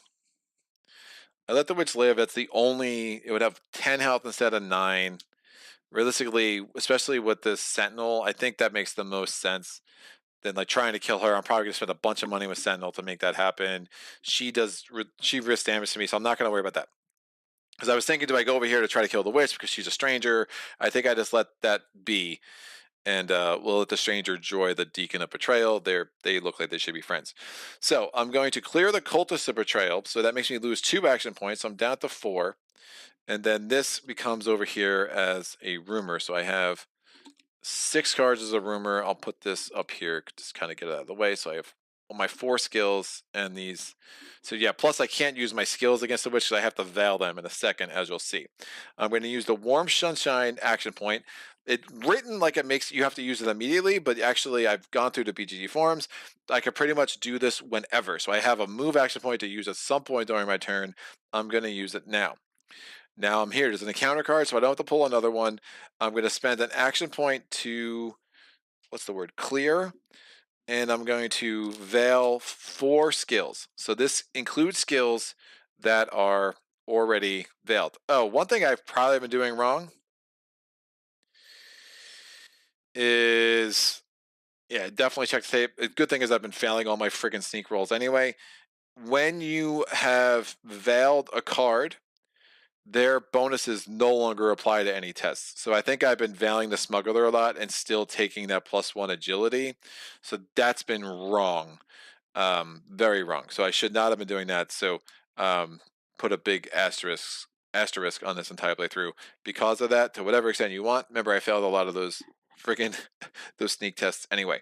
But yeah, once you have a veiled card, it no longer provides any bonus that it would provide. So that's like skill cards, that's assets. So anyway, they're all veiled, which, and again, I spent an action point for that. Remember, I started with 7. I had to spend 1 + 2 to clear the first thing. I had a free move action with Warm Sunshine, and then I had to spend 1. I veiled 4 skills, and now we got rid of this. That also comes over here as a rumor. So we've gotten rid of all of the plot cards. I'm going to relocate to any location, any mountain location. So that will be helpful. I'm going to relocate to over here. That's relocation. It doesn't trigger the need to search. I'm going to spend an action to move into here. I'm going to spend an action to clear the obstacle. Remember, I cannot take on the deacon until there are no other encounters there. When I clear the obstacle, I do pull a thing from the loot bag. It's probably going to punch me in the face. No, gain 1 free move action point. Yeah, that's fine. I'm now going to have 1 more action. Ooh, perform a free market action too. That's sick.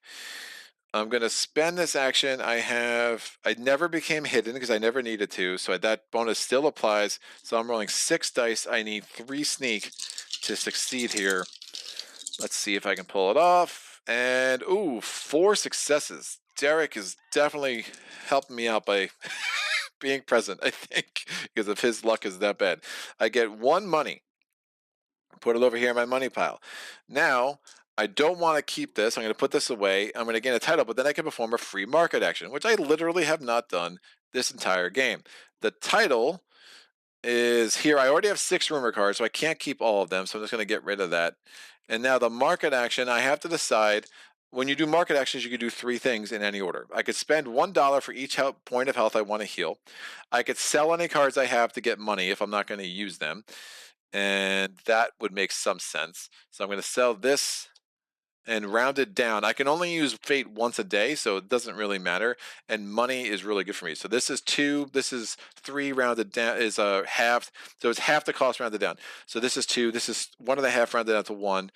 This is 1, this is 1. So I'm going to get 5 money here. 1, 2, 3, 4, 5. And now I'm going to try to, what's my study value is a 4. It's a little risky. I could try to get a spell. I don't have arcane out. Yeah, I'll get a spell. Let's see what happens. So 1, 2, 3. So when I'm in the market action, I look at the top 3 cards of the deck, and I can buy one of them immediately, put it in play. Heal back to the maximum HP. If I sacrifice this guy, when a combat starts, your foe loses 1 hit points at the end of each skirmish step until the end of battle. That's nice. And I have the 4 study value, so I can use that. So there's a lock on the spells. This is combat. I have no other combat in play. I have martial, shadow, weapon, jewelry, and now combat. The jewelry, amazing. So we're going to have, I can veil this. That's super helpful. I think that will work. and be pretty effective. So that market action was super helpful. Again, that was a trophy we got for clearing out the last encounter that was there. We now only have 2 rumors left. Oh, I have to pay for that. That cost me 3 money. So tons of money to trigger all of my skills here. We're going to pull the penultimate night card. Now, as a deed, I could trigger the battle against this guy immediately, but I want to get my skills back. So that's obviously not a great idea. So last night card, Civil War breaks out here. I do lose a health because I'm in. I do lose a health because I'm in the gloom, naturally.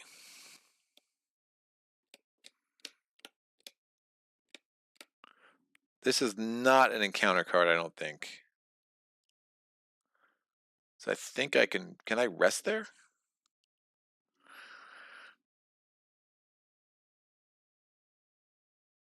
I think I can rest there. I don't know. So I'd like to get back to full health. It could matter. I'm no longer resting. This goes away. So Sprawl City, Civil War breaks out. That Sprawl City has fallen into gloom. So I have to do it this turn. The question is, do I try to rest? This does not count as an encounter card, right? So I think I can rest. No encounter cards present. Right, because if I came in later, search would trigger, unlike what was happening here. So I am going to do a rest action. I get 8 HP, 7 of these 7 action points. Now, so here's the thing with Derek, right? When I lost the health from the gloom, do I have to lose the pony? Because I thought this is an action point. Or is it only talking about action points from things like Warm Sunshine? That's where like the loot and how they work as action points is still like really tripping me up. There's no clear answer. And again, I think the BGG forums might have just made it even more confusing. But anyway, so I'm going to spend that action point to heal back to 8. And then as a deed, this is a deed, I'm going to do an assault. When you do an assault, again, there can be no other encounters. And now I'm taking on the Deacon of Betrayal. Remember, I have all these suckers back as well. I'm going to try to do this in one singular round. So you can't have surprise against the ancient, so that's like not a thing. And now we go to the rest of it. All right. AP only comes back at breaking camp or card-based moves. The healing potion doesn't bring it back. Did I do that wrong? Maybe. I would have, if I was just moving, I had this thing, I would have just discarded that. Yeah, so I know that, yeah. So what Derek's saying is when you heal, it doesn't bring your action points back, it just brings your health back. I don't think I didn't realize I took the action point and the health, so if I did that, I apologize. But thanks for Derek for pointing that out. Correct, I didn't see that. I usually turn the card sideways to remember. Oh, wait, hold on a sec. You don't get back if you have health. Derek could roll 2 1s on a blank die. Correct, I did see that. I usually turn the card sideways to remember. All right, Greg, got around. Thanks for the playthrough. Good luck against the Ancient. I just sub. Thank you, sir. Just remember you can't confront the Ancient while anything is at their location. And Mike Owens' first roll Greg makes upon me joining was actually a good one. I'm disappointed. Mike, you did enough damage to me last week. All right, this is my last chance to take on the Ancient, so here we go. Let's make this happen. So, I am attacking the Ancient. So again, surprise is not a thing. I actually have 7 dice thanks to the vast wealth and thanks to the gilded sword. At the beginning of this thing, I'm going to Veil. My foe loses 1 health, so he's down to 8 health. He actually, when I start the battle against him, all these other guys come away, and he gets +1 health for each stranger in play. So he actually has 9. He actually has 10 health, not just 9. So I'm just going to put this under here as a reminder. All right. So I have to do 9 more damage to him. I have 7 dice. That doesn't seem like that's going to work. So at the beginning of battle, there's a trap. I have to sacrifice 1 ally. I'm sacrificing the smuggler. Thank you for all of your hard work. Bam, she is out. I'm also going to, when each battle round starts, I have 1 less dice. So right now, my base is 7. If we go to a second round, my base will be 6 on top of anything else that happens. I also have this when a battle starts.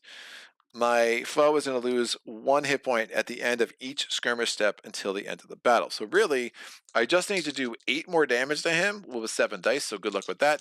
And then he'll get +1. He'll lose 1 with the acid cloud every round. So let's make this happen. So I'm rolling these 7 dice. Remember, I have Sentinel and Gold Baron, 7 dice. I got 1, 2 damage. Up to 6 times I can spend the gold to re-roll. So I'm spending, let me just do that. So 1 to re-roll, pay 1 gold to re-roll 1 die during your turn. So I'll put them over here. So 1 re-roll, doesn't count. Re-roll, doesn't count. Re-roll. My re-rolls are going so well all game. Oh, Mike, it's totally your fault. Wow, 6 money. There we go. 1 re-roll counts. So that's fine. Well within statistical norms. So 3 more damage to the Sentinel, the Deacon of Betrayal. So we have 6 more health to go. The Deacon of Betrayal is attacking me with 8 dice. So I'm going to get 1 more dice out of here. He attacks me with 8. And bam. Oh, 1, 2, 3, 4 damage to me. I can spend 2 up to 6 times a day to cancel it. So I'm going to 2, 3, 4. I can cancel 5 damage total. So I'm going to do this. I've done this 6 times. So I'm going to put a die there to indicate that that's done.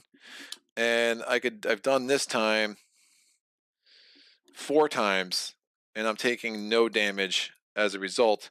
But I can only do that 1 more time because I only have 2 more gold. At the end of the skirmish step of battle, we put another damage on the Deacon of Betrayal, thanks to the Acid Cloud. So we're halfway there, but I have been rolling poorly, and the Sentinel is not going to be doing much more for me. Now, second round of battle, I only can roll 6 dice, right? So here we are, 6 dice, because it would have been 7, but because of Deacon of Betrayal, remember, when a battle round starts, each hero has to roll 1 less die than the previous round. He doesn't heal or anything, so this should be fine. So 6 dice. I have no more rerolls. 5s or 6s, please. 3 damage. 1, 2, 3. So without that stranger there, he would die at the end of this battle. So this is a little unfortunate. At the end of this round, but he is not going to die at the end of this round. He's rolling 8 dice against me, and I'm only going to 5 against him next round. So he does 1 damage to me. That's a bad roll for him. I'm going to prevent that. So I can no longer prevent anymore because I have no more money. And then we go to the next round. I'm rolling 5 dice. He takes, because of the Acid Cloud, at the end of every skirmish step, he takes a damage. And now I have 5 dice. I got no damage. But remember, at the end of the skirmish step, he's going to suffer 1 damage, and then we do foe defeat, and then hero defeat. So he's rolling 8 dice against me. I can't prevent any of it. He does 5 damage because he rolls good. I lose 5 health. I lose 5 action points, not that that matters. And then I'm going to be able to do 1 more damage to him because of the Acid Cloud. We check foe defeat. I have 10 damage on him. He has 9 health plus the 1 because of the stranger. So he's super dead. Thank you, Witch. There are no other strangers I'm missing anywhere, right? Right? Excellent. Oh, you know what? I could have added a success in the round 2 with a rumor. So I could have added another success. We never even got to the 3rd round to combat that way. I forgot about those suckers. So yeah, I hadn't done I hadn't used fate at all this day, so that would have totally worked. So the Deacon of Betrayal is dead. I can discard it. I get 10 money. That could matter in a co-op game if there are multiple ancients in play, and you can do team play and all this other stuff. But overall, that was the end of that. Honestly, team play wouldn't have mattered in the sense that there's only 1 more card. As soon as that card gets pulled, that's the end of the game. And this one says discard an enemy from play. Obviously, that could have been really helpful earlier. There were some enemies that were super, super nasty. But what a crazy freaking game. Again, still a little fuzzy about some of these edge case rules. Mostly confused about when you're losing hit points and you have a loot that provides you an action point. Can you discard the loot as an action point, or is it only action points like the warm sunshine action point, or are there other things that give you action point? That's still a little fuzzy. Is the loot just like his whole separate thing? Because the loot's a whole separate thing. That's good to know, and then I would play that accordingly. So some clarity on that would be great. But other than that, like you really just again, it took a long time. I mean, I would very much recommend the BGG forums. Again, there's one thread. It's 150 FAQ, and by the time I read that, I was like, okay, most of my questions were answered. Not all, but most. The game did seem super impossible my first few games, and then I was like, okay, you get to the rhythm. You really I could look if you want to be like just super thematic and like not look ahead. Honestly, by your fifth game against the same saga, you're gonna know these things anyway. I would recommend looking ahead as like, all right, because then you can plan. Then you're like, all right, I'm going to need this. I'm going to need this. Let me take that now because I'm here. The titles, it's super cool. There's a lot of titles that give you extra hit points. Like you could become like an elephant rider and stuff like that, like an eagle rider, dragon rider. Some of that's like super cool. That really helps with movement. And yeah, just making the dwarf work. I mean, my attack, my combat was never great until late when I got these two things. But early on, it was really having to use surprise to my advantage. You know, seeing the power of that ally who just saved me so many action points with the hidden. But again, every time I use that, again, that should have been treated as blank for the rest of the turn. So that was definitely a mistake on my part from a rules perspective. But um, Mike says it's probably a good thing I joined late after I cost you the game of Zeds. Maybe I shouldn't have joined and watched the recording later. Oof.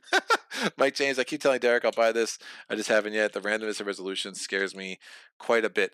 Yeah, it's a lot. I think there's so much space for mitigation. And look, it's not like Darkest Night where you need a 6 to win. Like you just need a 6. Like that's it. Or like Black Orchestra where you just need to roll really well.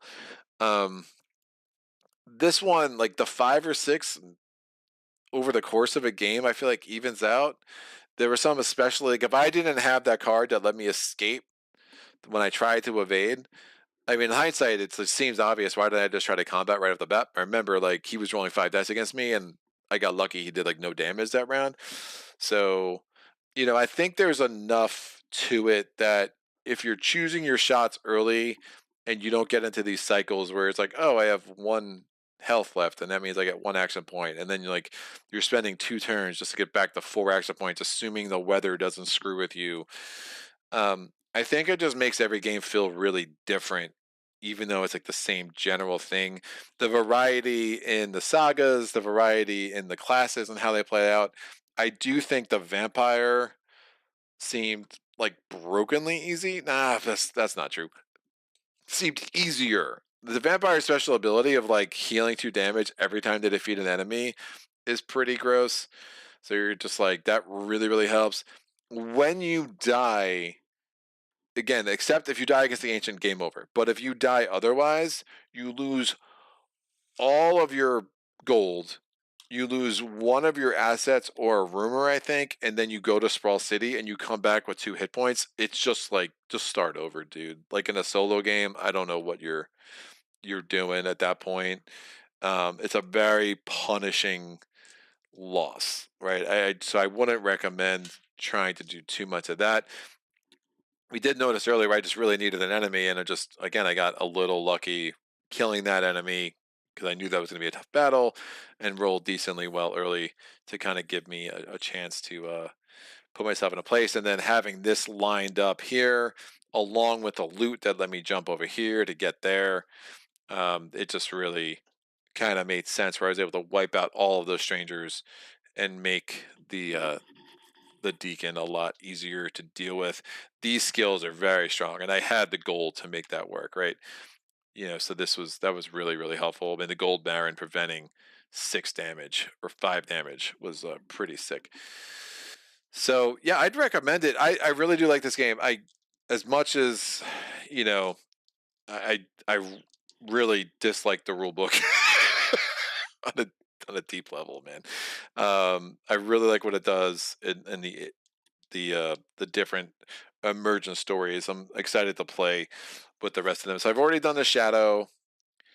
So that means next time you won't see the rogue. The rogue just adds +2 to sneak. I'd actually rather the guy does.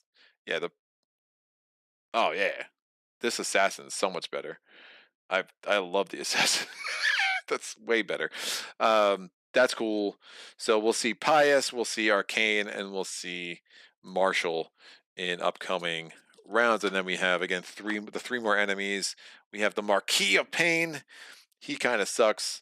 The Abbess of Penance, and then the last but not least, we have uh, the Prince of Ruin. The Prince of Ruin is really gross. Every round you're losing an asset, but they're only rolling 7 dice only, but they only have 10 health. So again, a lot of these finales, like you really want to, you really need to be taking them down in 2 or 3 rounds. If you're gonna go toe to toe with these guys for more than that, like you're just not gonna live. So it is what it is. My this game looks cool. I question if I have the table space. Oh, it's big. It's definitely big. I mean, I am not on my largest. I mean, this to be clear, I'm not on my largest setting. That's my largest setting. That like I reserve for. I'm trying to think of the last game I put at the largest setting, but that's a setting I've used a bunch for sure. Cloudspire will sometimes be in this setting. Anachrony was on this setting, so you get a sense of like how big it is. But yeah, it's definitely a big game. Nope. Where are you? So we go back to here. So trying to get a little closer just to kind of appreciate the art. Like it's a pretty stunning game. It's the art's very very cool. Um, it's interesting. Like because I really like Veilwraith's art, which is like similar world, if not the same world. It could be the same world. I'm not totally sure how the lore is supposed to go there, but it's all black and white, and I think it's an interesting decision. Um, and I just find it super. It's an appealing game. Certain aspects of it, uh, notwithstanding, or certain aspects not being the sole reason for it. I mean, there's a lot of very attractive female art in that game, but this one is just the world creation, the monsters, the art is all exceptionally well done in a way that I really dig. So it's cool. Yeah, I'll be playing this game for sure. I mean, we'll get Veilwraith back on the channel. We'll see that on the channel more. But this is definitely one I'm going to be super excited to keep taking out for a while. So maybe like every 2-3 months, we'll kind of work our way through the various classes of skills. I do think that's the biggest differentiation. Like when you get into these skills and you start seeing like how the martial skill comes together versus how the pious skill comes together versus how the arcane skill comes together, and just different tricks, so to speak, that you need to kind of do to find a way to win as the various characters take form. I think the class plus race thing is a really interesting idea. I feel like I'm missing. Where are my villagers? Where are my villagers at? Oops. It's created an earthquake. There we go. The rescued villagers saga. I found them. I found them. Call off the search.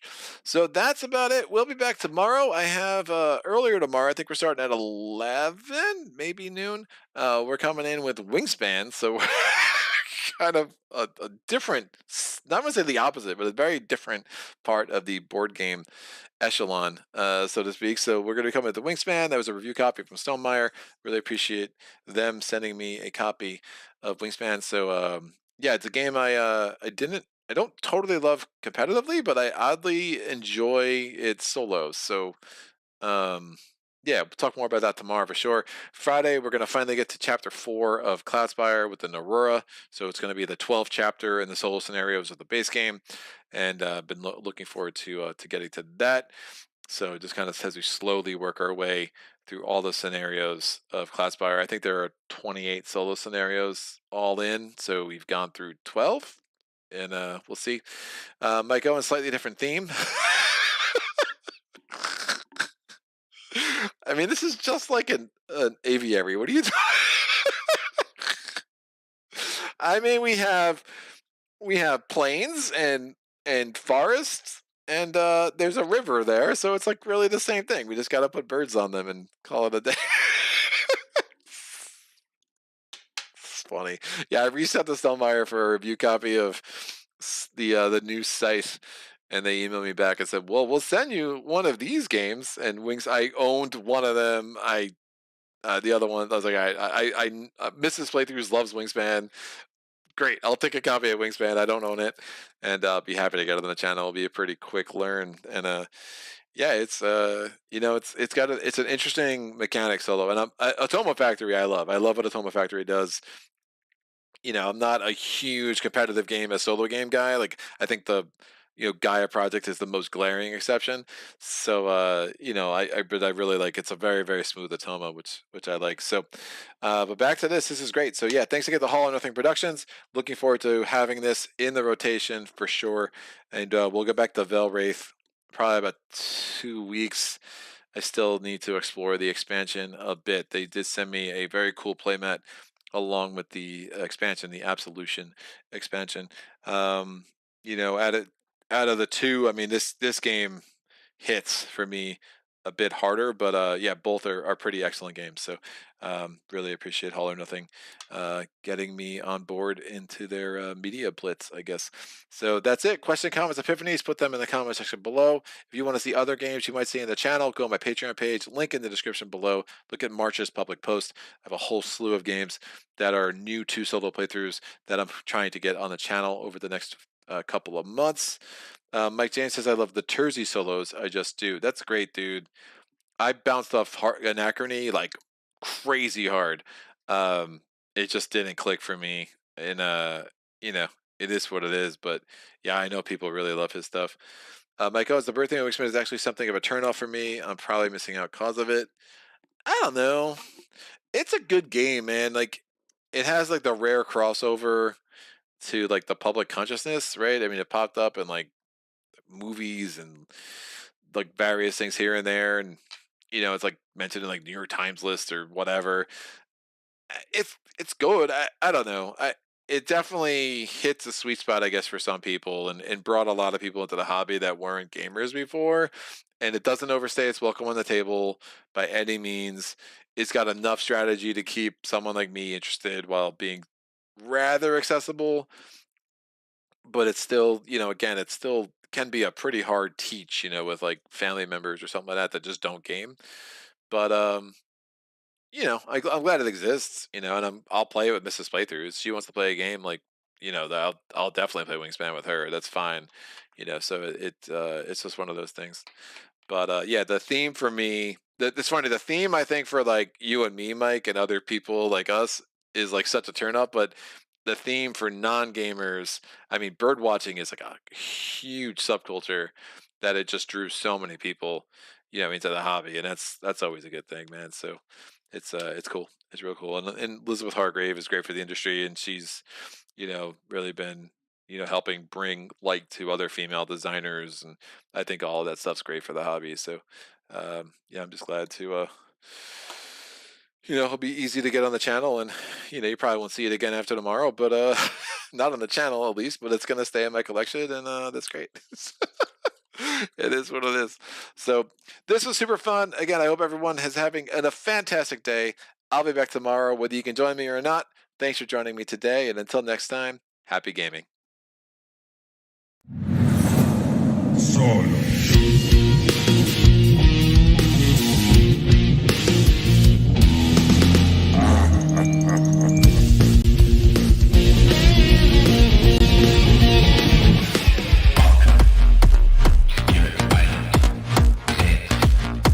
Too